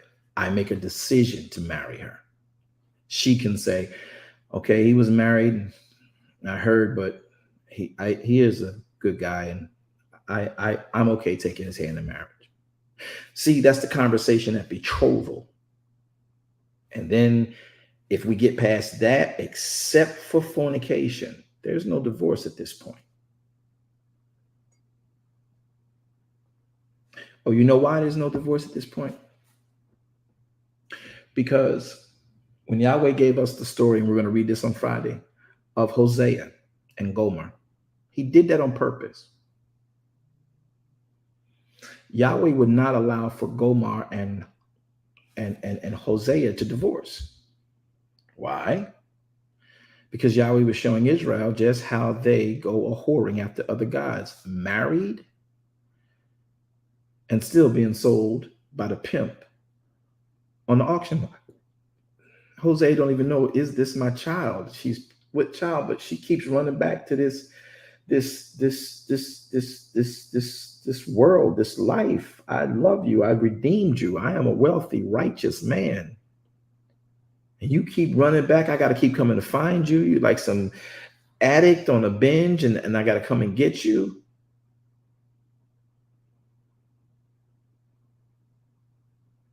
And I'm married to the backslider.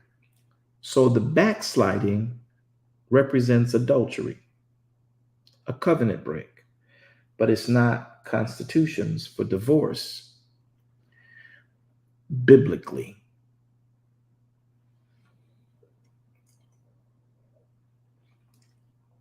Y'all can feel sorry for Hosea next on Friday when we come back. Is this good enough for us to continue? I just want to, y'all learn anything today? Is this? Yes, definitely. Yes. It's learning today. Yes, sir. So when Messiah says in Matthew, let's go there. When Messiah says in Matthew chapter 19, verse 9, whosoever shall put away his wife except for fornication and shall marry another commits adultery. Wait a minute. And whoever marries her which is put away like this also commits adultery and causes her to commit adultery. Wait a minute, Apostle, what you saying? Well, let's look at what Messiah said. If in fact you put a woman or a woman puts a man away and it's not for the cause of fornication, Yahweh doesn't honor that. So in his eyes, you're still married. So yes, you cause that person to commit adultery, and you commit adultery because the only reason under biblical time, by point of YAHShua HaMashiach's existence, the only reason for divorce in his eyes was fornication. And that happened before the marriage. So adultery, which happens after the marriage, is not a sufficient reason for divorce. Barring the fact that we told y'all not to go up into the groves and marry outside of there, that's a divorcement, and fornication is divorcement. That's what the beginning said. Now, what y'all doing now Y'all done made up all these new things and all these newfangled rules. So yes, Yahweh does not sanction your ideal of divorce if it's not under his instruction for divorce. So in his eyes, you cause that person to commit adultery. And you who marry, putting her away other than for fornication, you commit adultery in his eyes. Now, y'all got laws down here. Y'all do what y'all do. That's cool. That's on y'all. Y'all do that. I get it. You got your halakha, you got your Mishnah, you got your Talmud. Oh, you got your laws in your modern day church today because we just so deep. And truly, there are issues with people committing adultery. There are issues with people committing adultery. You can expose your supposed wife and your supposed husband to AIDS and to syphilis and to gonorrhea and to whatever is out there. Right? That is irresponsible. That is selfish. That is and can be considered manslaughter. Whatever the case, it is wrong. It is not doing and loving your spouse, as you said, for sickness and in health, for richer or for poorer, as we've made new vows, and until death do us part. So what does the Bible say about divorce is different than what we, the Christian church, say about divorce.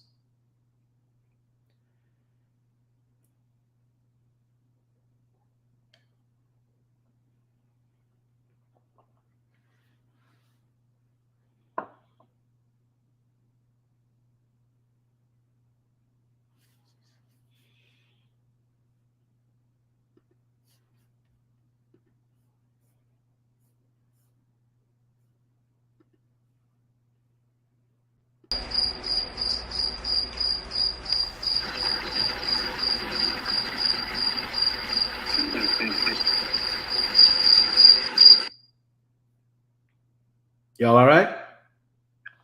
We here. Too funny. We here. Yes.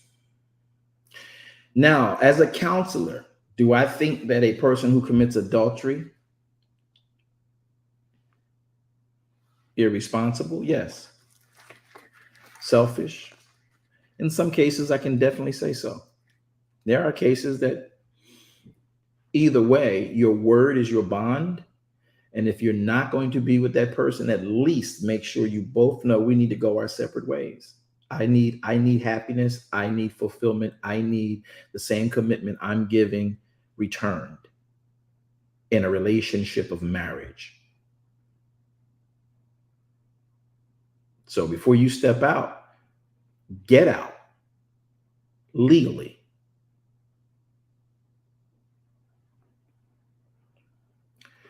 I will deal with the woman at the well issue too. She was not some bimbo, some floozy, some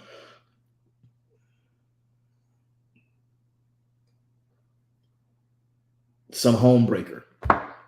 She was married 5 times. Couldn't have been for fornication. Well, they began to put people away for other reasons. That's why the Pharisees asked that question.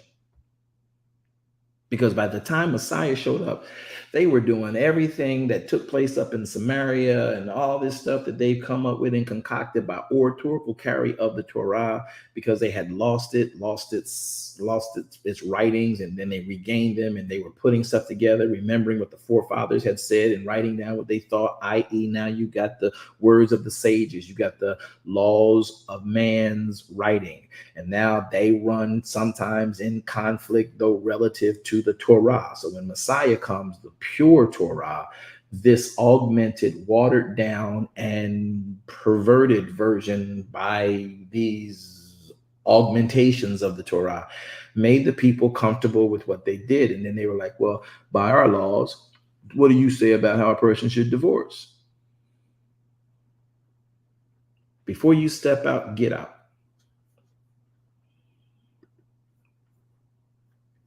Your word ain't your bond and shouldn't be respected as a bond. You know why I say that? Because I did it. I got to deal with that every day. I got to deal with the fact that I've done dumb things. One, I didn't know, but there's no excuse, because at the end of the day, you made a vow before these church people, which I really don't. Anyway, and before your pure families and friends. And if your word ain't your bond, stop perpetrating the fraud. And now you have these variable reasons for and these acceptable reasons within our culture of what divorce looks like. Our laws indicate. Do you know that there are actually, I live in a state that still has a statute for jail time if you commit adultery. Now, do they exercise it in court cases or not? But it still sits on the books as an active, engageable law. And many of you have that same law on your states as well, that if you're in the US of A anyway.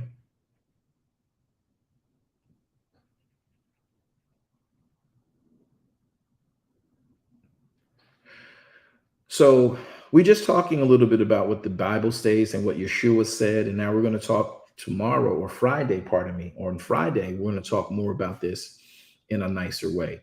I'm hoping that me and the mods can get this video cut down to an hour and a half. I think I had 20 minutes of fluff earlier, and I want to get that all edited out so that if we have to show this on a replay again, we'll be able to do it without all the unnecessary fluff. Boy, I tell you, when I tell you that visual and the participation in this class, once we hit that mark about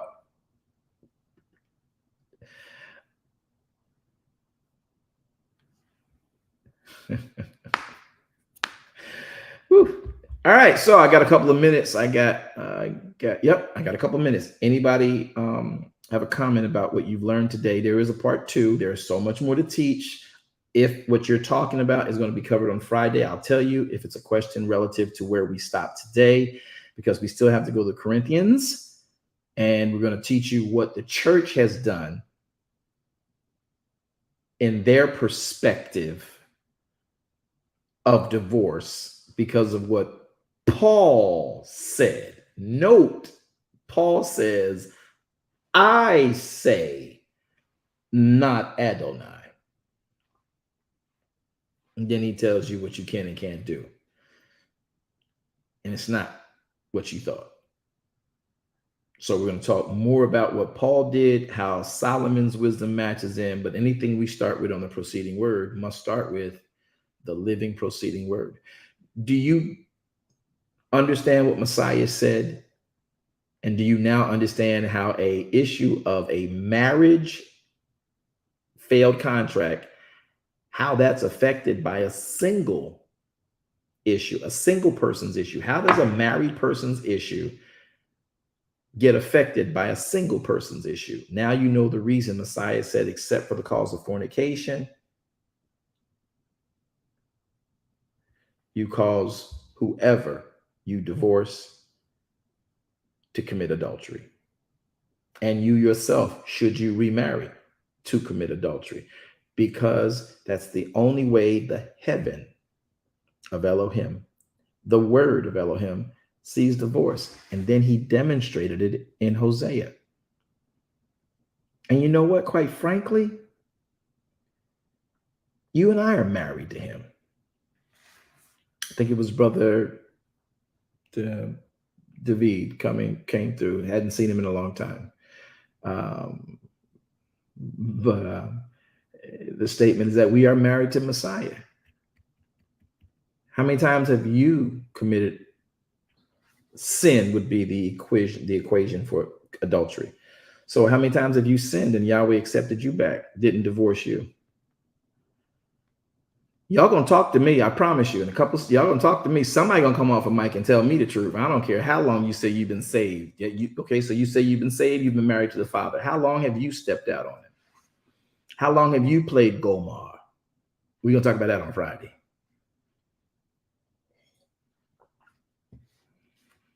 So Yahweh wasn't just talking. He kept his word. How many times have you committed adultery on the Father? Me, you, all of us. Did he divorce us? No, he didn't. Wow. It hits different.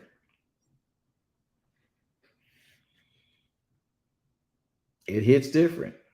Now, again, I will say we live in a time that I can justify some stuff to say you ought not be with that person. But before I tell a person as a marriage counselor, and I'm very good at what I do, we're going to sit down and look at this thing realistically, especially if the persons are willing to talk about it. Now, you can do whatever from heaven or hell you want to do. Nobody can control you. But if you're trying to live according to the word of Elohim, you're going to search. What's the word really say about the situation I'm in?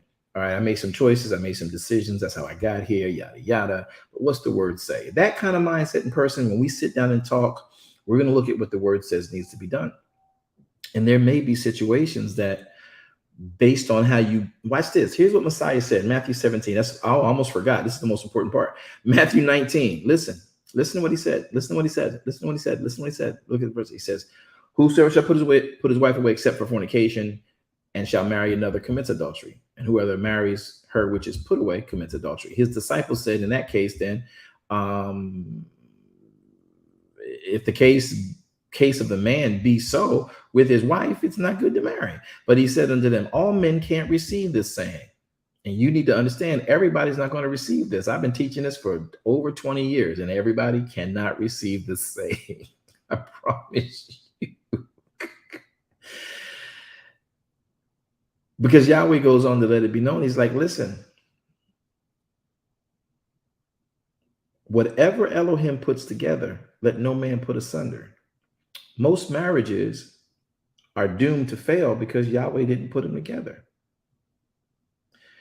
And you thought because you was in church and they was in church, shoot, you thought because they was Methodist and Baptist, oh, well, they saved, but they Baptist, they Methodist, but they saved. We still, that's God, that's God. Because I was praying, God, send me a God-fearing man.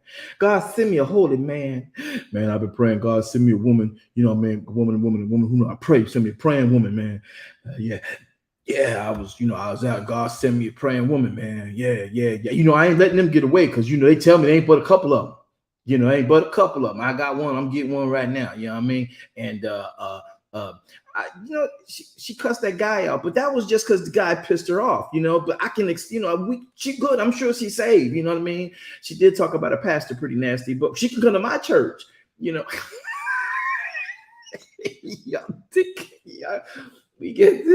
gotta stop. I'm gonna get in trouble. Ooh. So just because you met somebody in church, and if you Baptist, they Methodist, or they Church of God, and you full gospel, whether y'all realize it or not, you on two separate tracks. Two can't walk together except they be agreed.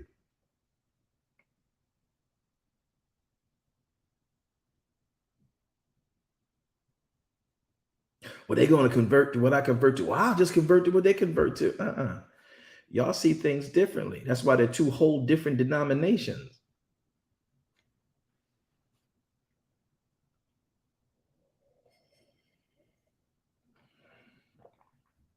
I'm sorry, I can't make this stuff up. Two cannot walk together except they be agreed. If I don't agree that a person gets dunked into water, I believe they should be sprinkled. We don't agree. That's a red flag. But we believe in Jesus. Okay. And that's why they're Methodist and they're Baptist. And until y'all work through that, and that's why I won't marry anybody until we've sat down for 6 months minimum of marriage counseling. Because you need to understand all these off ramps, all these off roads that you can easily find yourself entwined in. Y'all okay with this? Is y'all learning anything today? This is powerful. Good. So, Very good. Thank you. So understanding that's a big thing. And we don't think that because and this is what he says, what Elohim has put together, let no man put asunder. Listen, if Elohim put you together and you got children before you got married, man or woman, and you are saying, I'm protecting my child. Now, this is going to get real ugly. And this is some of y'all going to really not like me behind this. I can only tell you what it is. All right. Please don't hate me. Don't shoot the messenger. But once you marry your mate, you bring your entire family into subjection to the authority of that mate. Your wife becomes your first mate. Your children become subject to her and you as a rule. Wives, your children become subject to that man you're marrying and his mentality, and the both of you as a rule. You don't have, well, that's my child, that's my son, these are my children, you are my second husband, you are my second wife. No, y'all are family. And if y'all not, that marriage will have complications irreparable. So in understanding how to bring things the right way so that there's no differences, you got to know what's expected of marriage. And right now, what we do in Christendom is not as helpful as we think. Let me say that, because it's not bad. It's good that there's counseling. But let me tell you, man, 4 weeks of counseling before you talking about a potential 40 years of marriage is not going to sustain you.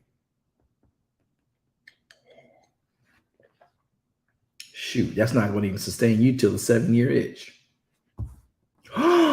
You believe that? I really do. I got case studies to prove it. And so do you. Your walk in faith is the same way.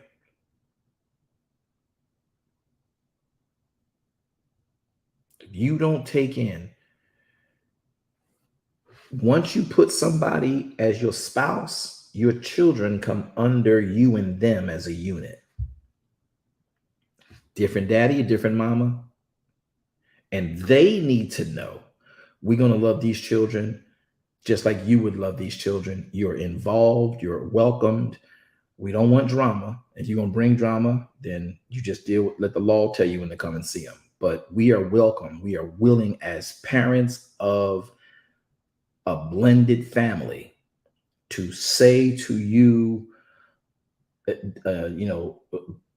biological parent, I am with the person you made that child with, and I'm going to treat that child like I treat that person I'm marrying.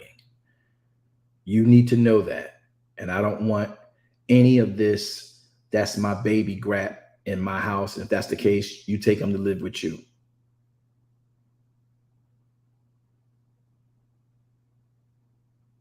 Two can't walk together except they be agreed. And we don't do enough family counseling when two people get married who have children outside of the marriage that's about to happen. That's right, Tracy. It's jacked up. And that's because we so worried about, woo, I got a man. Woo, I got a woman now. God, hallelujah. That don't mean God put y'all together. I know God didn't put some of y'all together because you was in the club when you saw that bubble butt. And you said, I'm marrying that. You was in the club when you saw the veins on his arms and the posture he had, and his breath smelled fresh, and he had on nice cologne. You was in the club thinking about getting up on the pole and stripping. I'm sure God did not put y'all two together.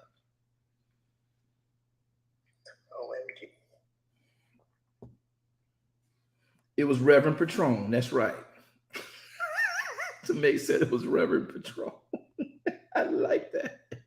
Oh, that's a good one. That's funny.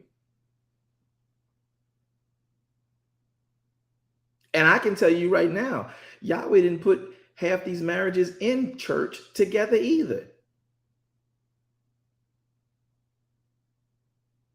One guy said, man, I married her because she was a soprano. She was a real soprano. And she sounded like a heavenly bird. And I was sitting in church. And she just, and I was like, oh God, if you just let her speak to me, I'll take care of her. She came over and spoke to him. 2 weeks later, he married her. God ain't put that together. Well, I said, come speak to me, bro. the part of the service was tell your neighbor hi. That wasn't God. Y'all all went around. Everybody go hug somebody and say hey to your neighbor. We in church. Tell your neighbor you love them. Y'all don't find that? That was funny. Y'all just make me feel so bad. Like my jokes have no real meaning. God. Okay. Oh, she spoke to me. Thank Tracy. Tracy, you hear me, Tracy? Good. That's right, Floyd. That's some foolishness. And she's talking about, oh God, the man of God walked by me and I just felt his aura. You felt what? Yes, I'm spiritual, and God, he shows me, I see. Yes, I felt his aura. And I knew then, yes, I knew then God had charged me to be there. So I set my heart like a flint, and I drew back my arrow. I struck it to heaven. And I fought the prince of Persia in my time in the fourth watch of the hour. And I heard God say, I'd answered your prayer already.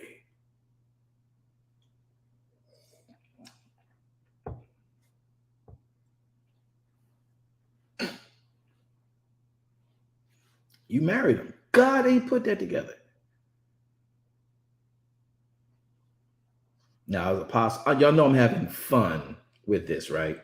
For y'all, like, now, apostle, I did get married in church. I haven't. It's wonderful for you. Hallelujah. Keep it a bean with yourself too, though.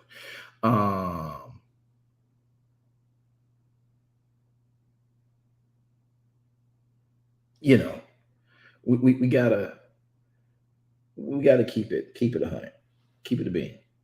It's not that, you know, that can't happen. It's not that that's not a chance thing, but most of us running around here talking about God, what Yahweh did not what Yahweh put together, let no man put asunder. Yahweh actually has a process, and we go through a thing called marriage by Elohim's design. Once we show you everything that marriage is about, you and your whole family, before I marry you, before I let you buy her a ring,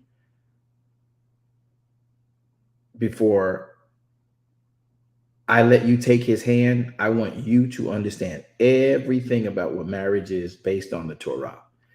And then, if y'all survive that, y'all probably gonna be good candidates. Oh, but before you put the ring and go buy the ring, because you can't come to me and say, Apostle, I bought the ring. Would you counsel us?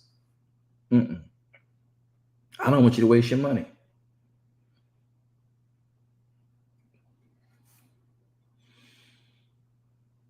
What percentage of the church should not have married? Tracy, that's a great question. Do y'all want me to answer Tracy's question? Because this is going to shock the whole system. Yes, please. That's one person. Y'all want me to answer this question? Yes, please. Yes, sir. Yes, sir.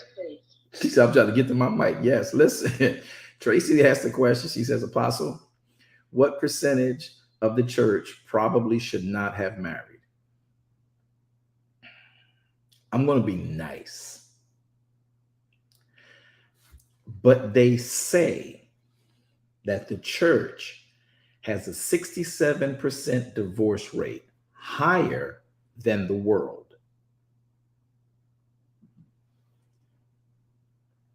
Y'all ready?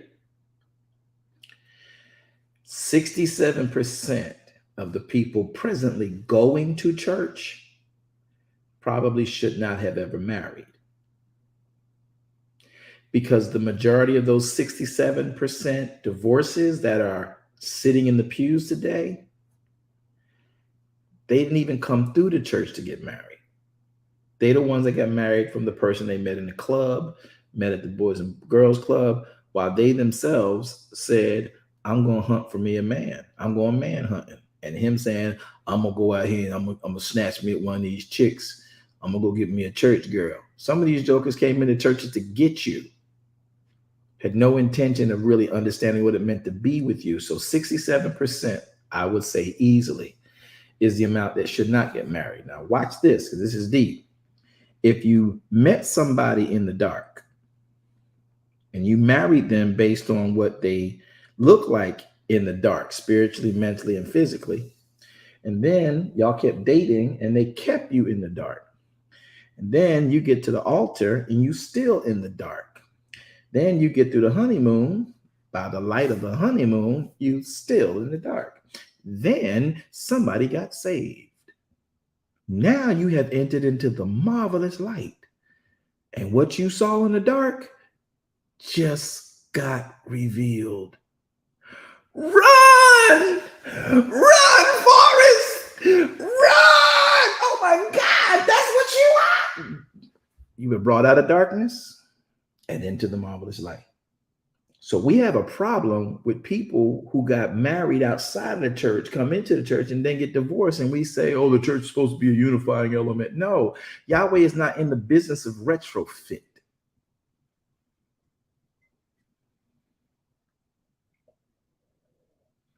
Can it happen? Absolutely. I know for a fact I have a whole file folder of people who were willing to say, man, we struggling. If you can just, I'm willing to stay with her. We'll talk about that on Friday. Friday. 1 Corinthians. If he be willing to stay, if he be willing to stay, let him stay, right? We'll talk about that on Friday. But I got a whole file cabinet full of cases where they got saved. They came in and got saved. And once they got saved, they were like, man, we messed up. And we don't even know what we grew apart. Okay, fine. Do you still love? I do love them. Well, let's look at how that can work. Do you want to know what marriage looks like? And then those people work to make that marriage work. And so we show them marriage by Elohim's design. They either do it or they don't do it. Because you got to realize, once you really know what marriage is about, you got to be willing to want to do that to that person. Because some people are in love with the concept of marriage and not the person they married to.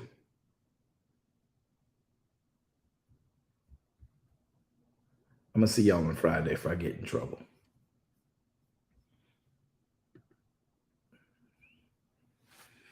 Apostle, some people just want to be married because they don't want to be by themselves, too. Who's that? That's Geesh. Hey, Geesh, say it again, love. Yeah, some people want to get married because they don't want to be by themselves.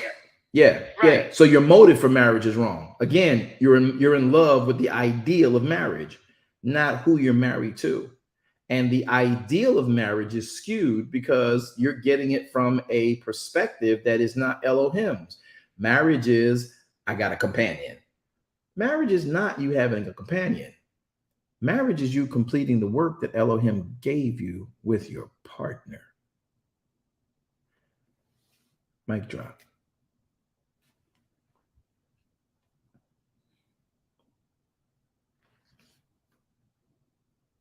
No? Okay. I wasn't going to do this, but I'm going to do it because I didn't get enough amens. This is the first time you're going to hear me say I did not get enough amens. Listen. Amen. Nah, I don't want to hear nothing. I don't want to hear nothing.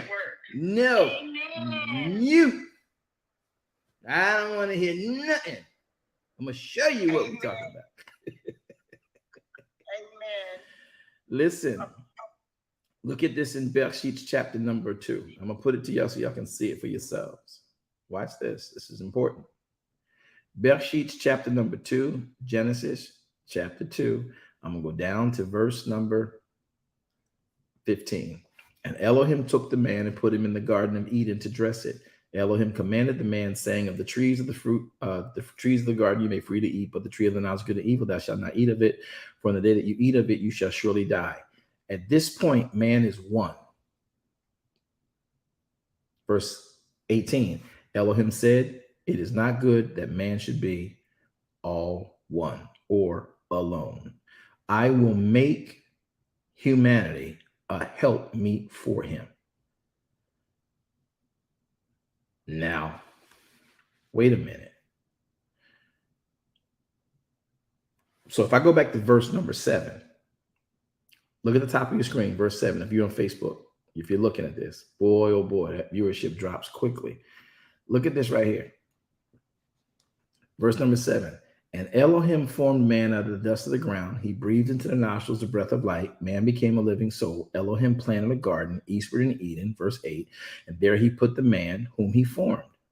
Out of the ground made Elohim to grow every tree pleasant for sight, food, in the midst of that garden, and the tree of the knowledge of good and evil. Verse number 15, Elohim took the man, put the man in the garden to dress it. That was man's job. Elohim then said, in verse 18, it's not good for man to be alone. I'm going to make him a helpmeet. He then makes man a helpmeet. Why does he make man a helpmeet? Because he said man needed a helpmeet. Once he makes man a helpmeet, that's why she was made. He pulled her out of him. He pulled the feminine out of the human, left the masculine in that human, pulled from that human body a pulchritude for the female, which was in the human, and then gave the female her own human body. Then said, I want y'all to work as if y'all was still in one. But the purpose that she existed and the purpose that he existed was to do the will of the Father.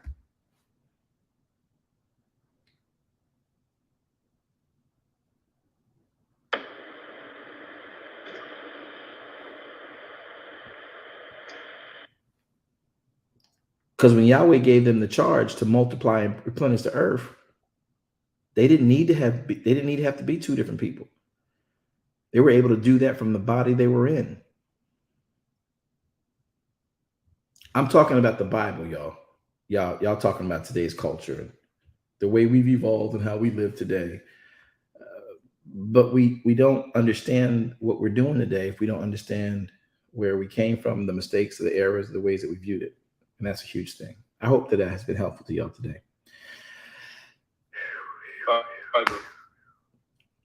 I hear somebody in the Matrix. Who spoke? Who was that? Cyber. Hey, Cyber, real quick, what you got, bro? So, I heard you say, it is not good that man should be all one. Mm-hmm. Where did you, can you give me a reference for that? That was good. That was really good. Yeah. The word here for alone, if you notice, it is the few. Let me put it back up on the screen so y'all can see it. And I don't have the resource that I utilize to do that with on share, but I want you to understand this. When this goes through, I stopped sharing. Share. Come on. Boom. Okay, here we go. All right. In Bereshit chapter 2, verse number 7. Elohim formed man, the dust of the ground. He breathed into his nostrils the breath of life. Man became a living soul. Okay. Then Yahweh planted a garden eastward. He put man whom he formed in it. Okay. Then when you get down to verse number 18, he says it's not good for man to be alone. It's not good for man to be all one. Now, where does the problem come at with this? You got to jump through the chronology. Go to Genesis 5. Genesis 5 then gives us, in hindsight, in retrospect, the generations of Adam. Adam was not born. Adam was made. Ishai was not born. Ishai was made. But watch this. This is the book of the generations of Adam, verse 1. In the day that Elohim created humanity, in the likeness of Elohim made he human. Male and female created he them. This is where Christian church goes left. They think he's talking about Adam and Eve. He says male and female created he them. He baruch them, plural, and called their name, plural, Adam, singular. In the day when they were made. So in the day when they were made, they were male and female in the same body. So it was not good for man to be all one. That's when he reached into the womb, pulled out the female, gave her her own pulchritude, and said to the both of them, now you two work together as if you were still together. Does that help, Cyber? Oh, yeah, absolutely. That's great. That's good stuff right there. Thank you very much. You are welcome. This is why when we just read the Bible in Christendom and just start putting stuff together in the New Testament, you never read it from the Torah, you will always mess up the New Testament interpretation. You'll be close, you'll be relative, but you will be off. All it takes is for you to be off.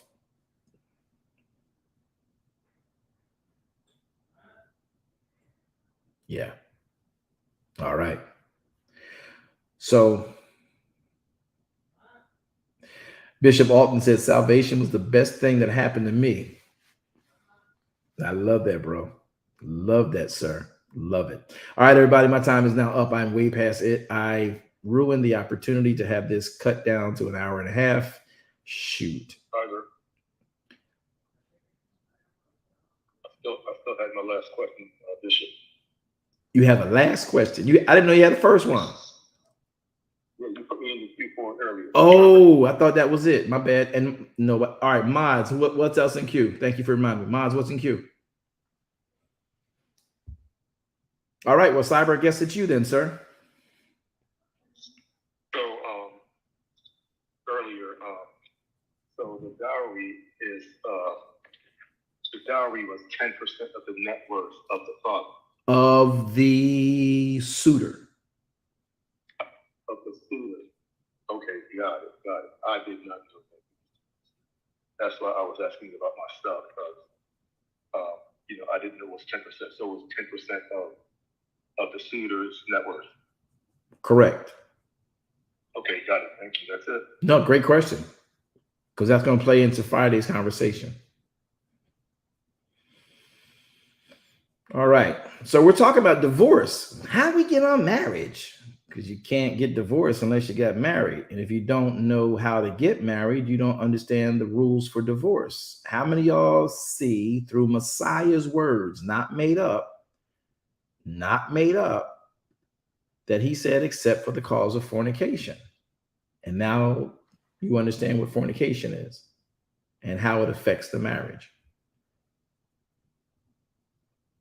Did anybody learn something new there? I have 4 minutes. I'll give 2 people a minute. Yeah. Who's that? I was just saying I did.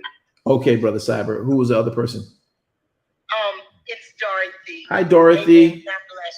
Hello, how are you? I'm well. Thanks for asking. What did you learn today, Miss Dorothy? Well, I've only been on the call about 5 minutes, but just listening to you as I'm driving back from New York, I'm like, yes, man of God, yes, teach. I've got my phone.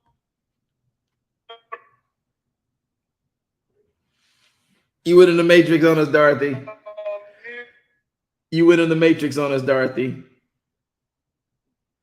And I know you're on the road.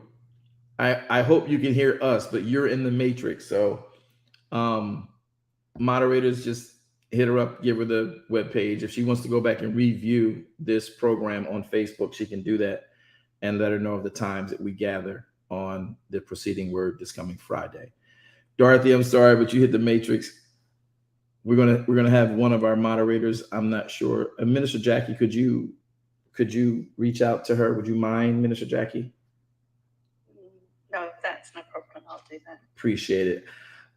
Bishop Alton said. Can you hear me now? Is that Dorothy? Dorothy? Yes, it's Dorothy. Can you hear me now? Okay. Yes, I'm here. You're gonna probably keep going in and out of the matrix because you're traveling. Yeah, I'm going to make it quick, but when you talked about fornication, I wasn't on the call for that, but the thought that popped in my head was soul ties. When you fornicate, that you create soul ties, connecting your spirit with every spirit of the person that you are intimate with in a sexual nature, and the person that they were intimate with, and the person that they were intimate with, so on and so forth. And when you create these soul ties and that person and you depart. You wonder why everywhere you go, you see people who look like them, or there's a certain set and it reminds you of them, because you've created a soul tie through fornication and through not doing it according to Elohim and the Most High God. Yeah, because the marriage is a part. We're going to talk more about that on Friday as we finish this concept on divorce. So I hope you tune back in on Friday between 1 and whatever time we get done. But the whole concept, people, you know what bothers me most? People don't understand what it means to have a honeymoon. A 3-strand cord is impossible to break. And I'm just reminded of a point I did not conclude when I was talking about children, blended families, and I'll come back to it. But a 3-strand cord is impossible to break. That 3-strand cord is when you give yourself to a person, you're tying yourself spiritually to them.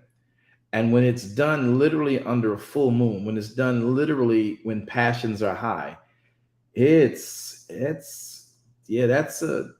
real connection. And there has to be literally a removal of all of that from heart and from the spirit of it in order for you to sort of kind of, get bearings. And that's why it should be for those who are building life together. You and I tied together when it becomes marriage. That's what unity means. We use that analogy, that acronym, you and I tie, right? Unity, you and I tie, because it's a tie, and your souls do cling. For this cause, marriage, shall man leave father and mother, who they are connected to, because the daughter or the son is a product of the mother and the father. That's a soul tie. Now you have to cut that soul tie and now connect to who you're going to be building life with. And that soul tie becomes that band. And when we do it illegally, we cause ourselves problems. We're going to talk more about that, Dorothy, on Friday. Great point.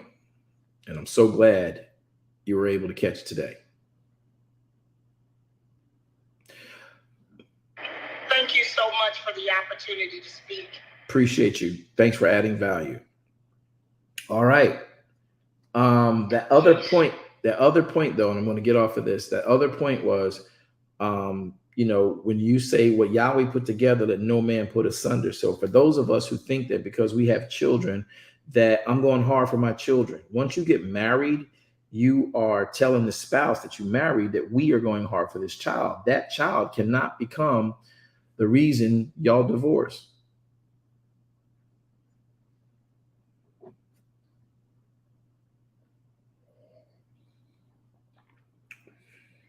What Yahweh puts together, let no human put it apart. What Yahweh puts together. What Yahweh puts together. Let no human put it apart. That means the children that you had outside of the marriage. That means your mom, your dad, who you listen to only.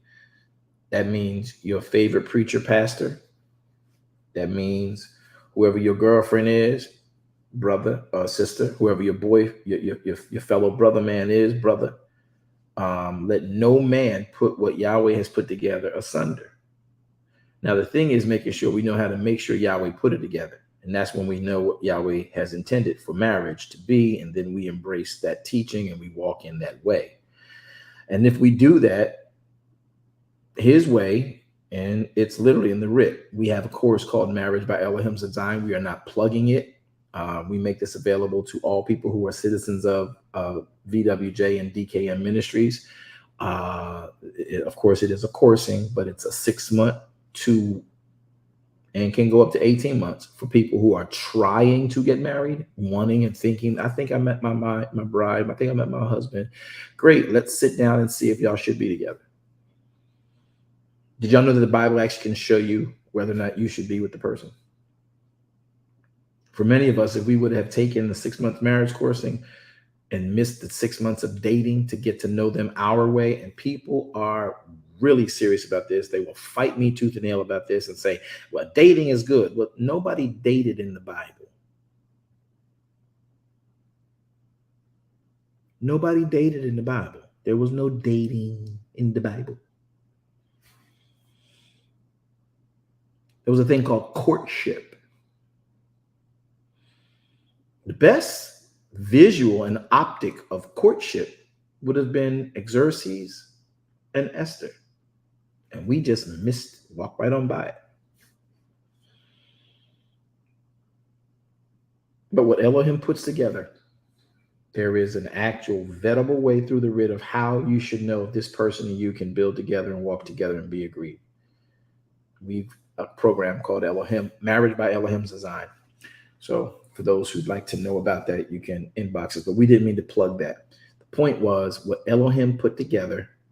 And if Elohim put it together, every man involved in the marriage of two people, every man, every human, moms, dads, grandmoms, aunties, uncles, cousins, babies of separate parent, separate partner, everybody will know what this couple is doing.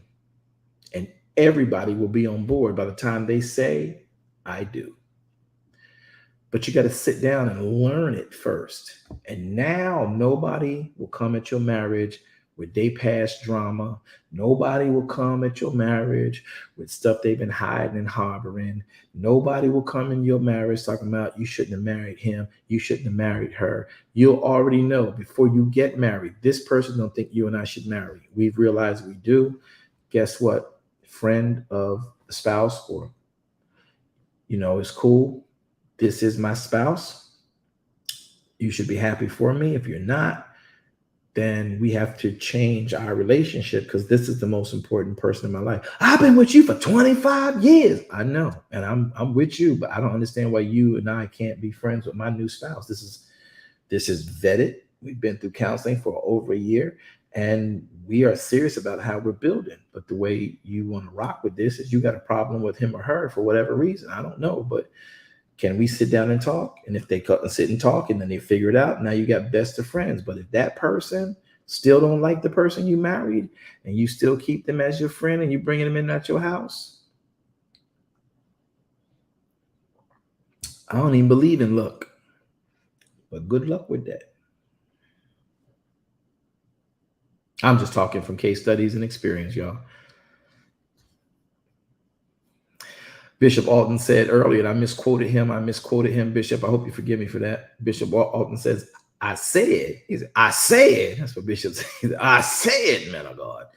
I said salvation was the best marriage. Salvation was the best marriage, was the next best thing. I like that. I like that. All right. So, look. If your mom don't like your new spouse you about to make, listen to what she's saying. Why don't you like her, Mom? I don't want to hear that. I threw some chicken foot down on the floor and it turned to the left, and then I spewed some vodka out there, and a cloud came out, and the vodka dissipated. And he ain't the one. Yeah, you be careful with that. You be careful with that advice. We're gonna end here outside, bro. I'm just talking a mile long to get out. I'm gonna end here. Give me your question though in a minute. But I'm ending here. Apostle, this Geisha wanted to say something too. All right. Sorry for the last one. Geisha, you got the last question. Mods, cut off the room. Hold on a second. Let me finish this thought. So if they're spitting vodka and talking about whatever, but your mom and your dad love you and care for you, so you want to listen to them and then sit down with them. And what we do in marriage counseling is I bring both parents into the meeting with the candidates for the purpose of making sure if there's any issues as to why they can be talked about in a mediated environment. Because, once people get married, the daughter talk to the mom and dad. The couple don't talk to mom and dad. And that's the first thing you want to make sure. So those of you who are out there as pastors and you're doing leading, I'm going to give this to you for free. Make sure you bring everybody to the same page. And if they don't want to, that's a big story. I make sure, and my staff make sure, that we can correlate schedules. That's another reason it takes 6 months to do. Because if you're saying you want to get married and then you come to the point where you're saying this is the person I want to marry, and you've come through counseling and you're pretty certain, I'm pretty certain, you're pretty certain, you now got to bring everybody you're going to be reintroduced to into some form of understanding about your goals. And that may incorporate your exes, especially if they got babies by you, because they are now forever your family.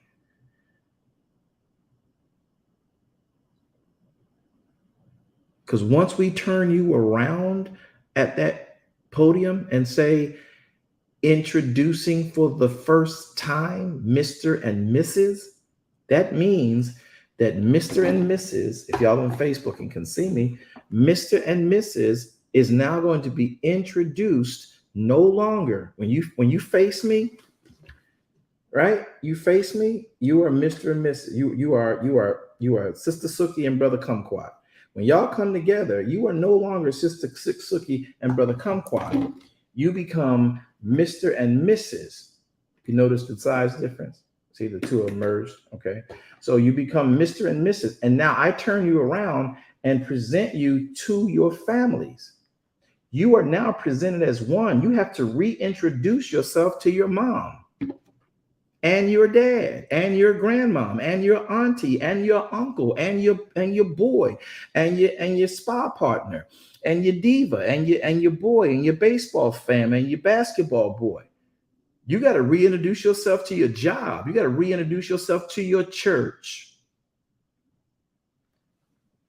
No longer the two of us separate, because my relationship with you was separate than my relationship with him.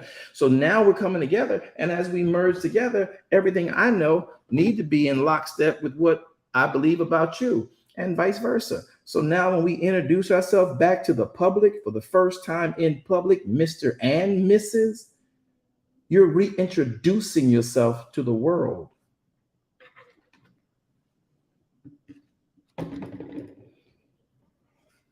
Let me reintroduce myself. She be like, my name is him.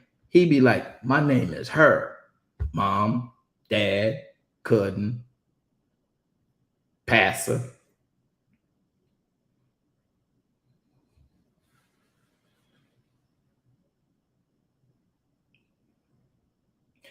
You go down talking about, hey, what's up, friend? Yeah, girl, we gonna call later on, okay? No, we gonna call later on.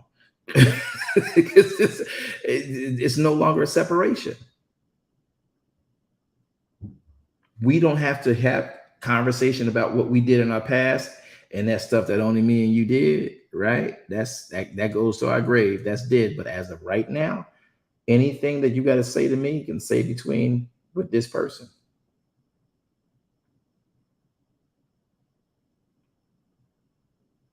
Ain't nothing we gonna talk about from this point forward about our past that can't. And if we bring up my past, it's gonna be in front of my spouse. Now I ain't got to bring the past up to some degree, especially since I came through real serious marriage counseling, and those things that should be brought up will be brought up, especially if it's affecting life and who could be where and whatever. But ancillary garbage, about who I dated 5 times and you dated, and all. Forget all that garbage. But when we come back together from this point forward after this marriage, when I introduce myself to my friends again, it's us. And anything we talk about from this point, as we used to, you're going to be talking about it, and they have the right to be a part of it. I'm going to invite them to be a part of it. Now, if they choose not to be, because they can't be there, then we may converse, but I'm really going to prefer to have it with them, so that any one of my friends is going to be the friend of my spouse. And if my friend does not want to be with my spouse,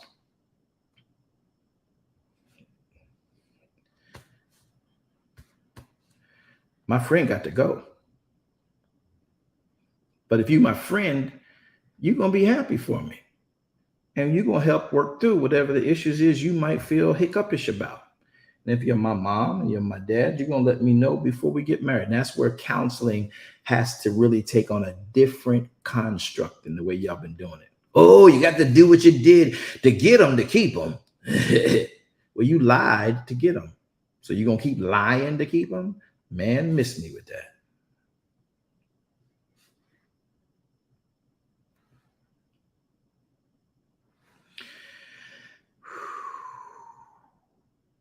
You can go on and hit me up, hit in the back channel, Elder Page.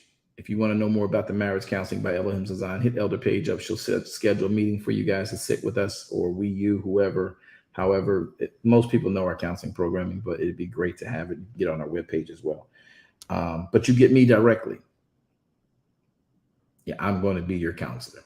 There's very few times have I extended it out to another to do it, because I want to make sure you get it from the, as they say, the horse's mouth, and we go through it together.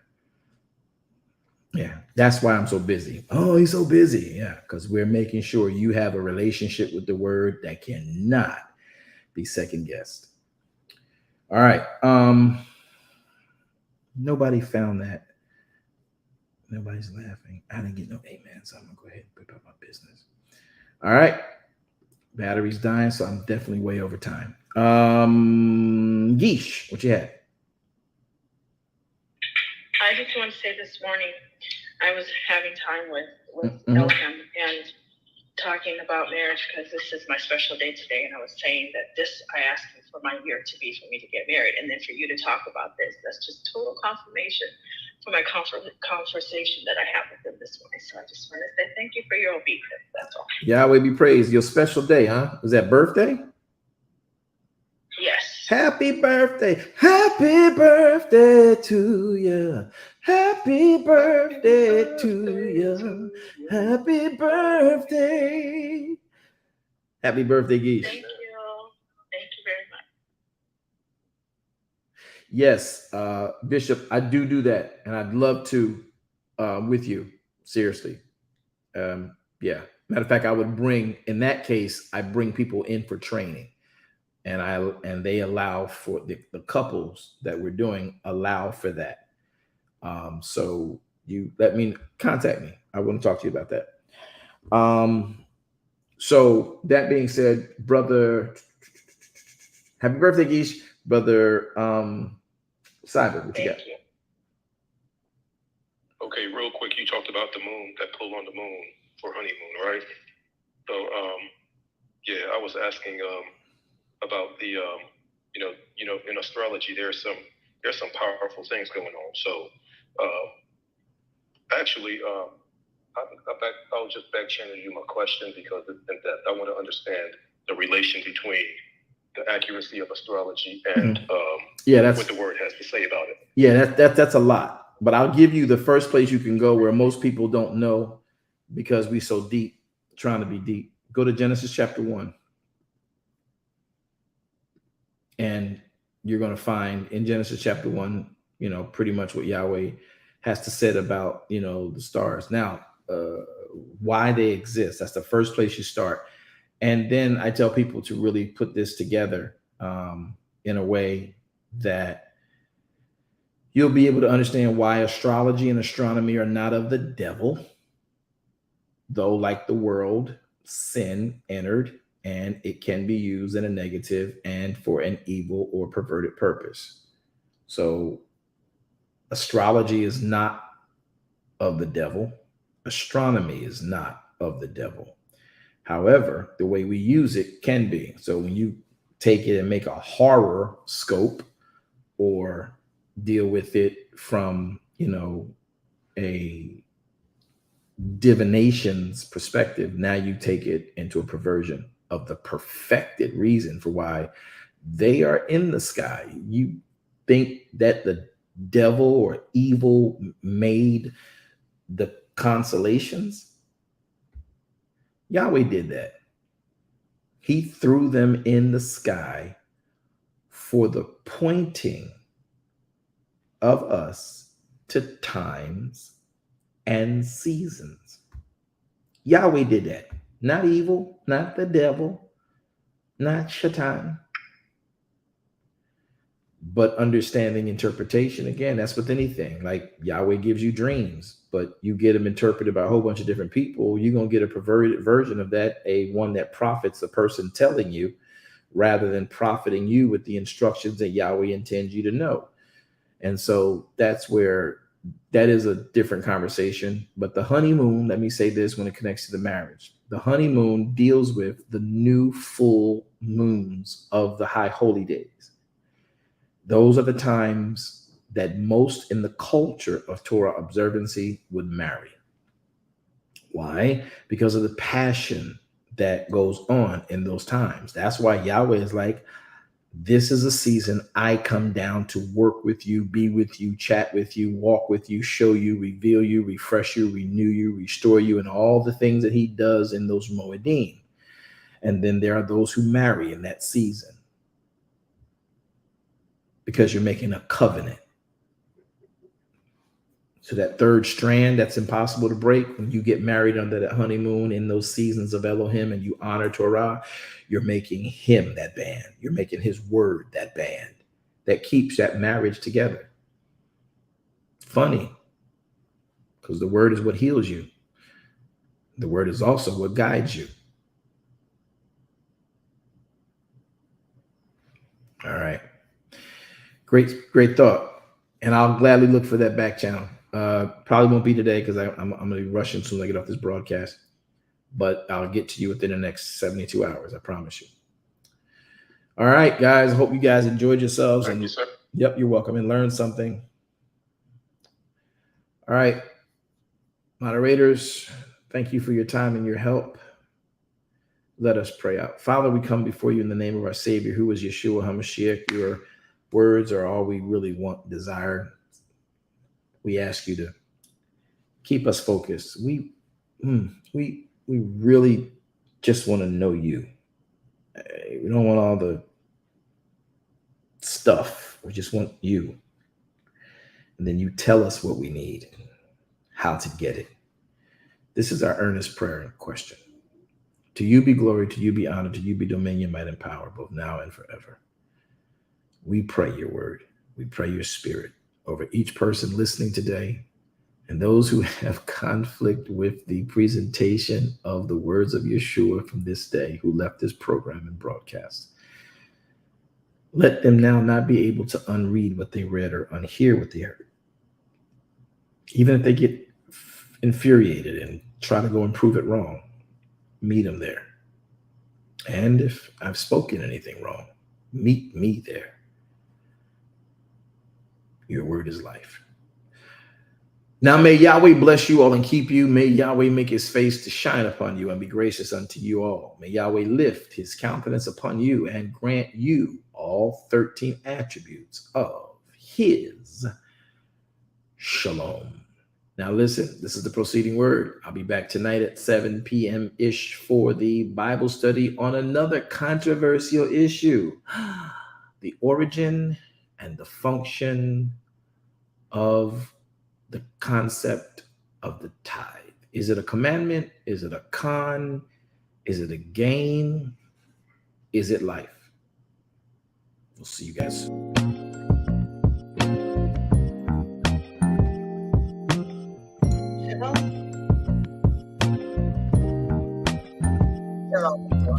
If you need truth, this is the place for you. Don't need to complicate it. It's best to keep it basic.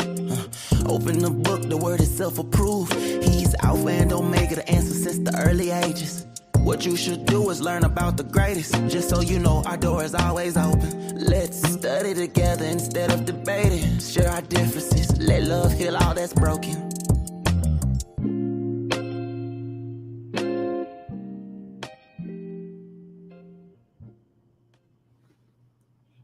Room will end in 5, 4, 3, 2.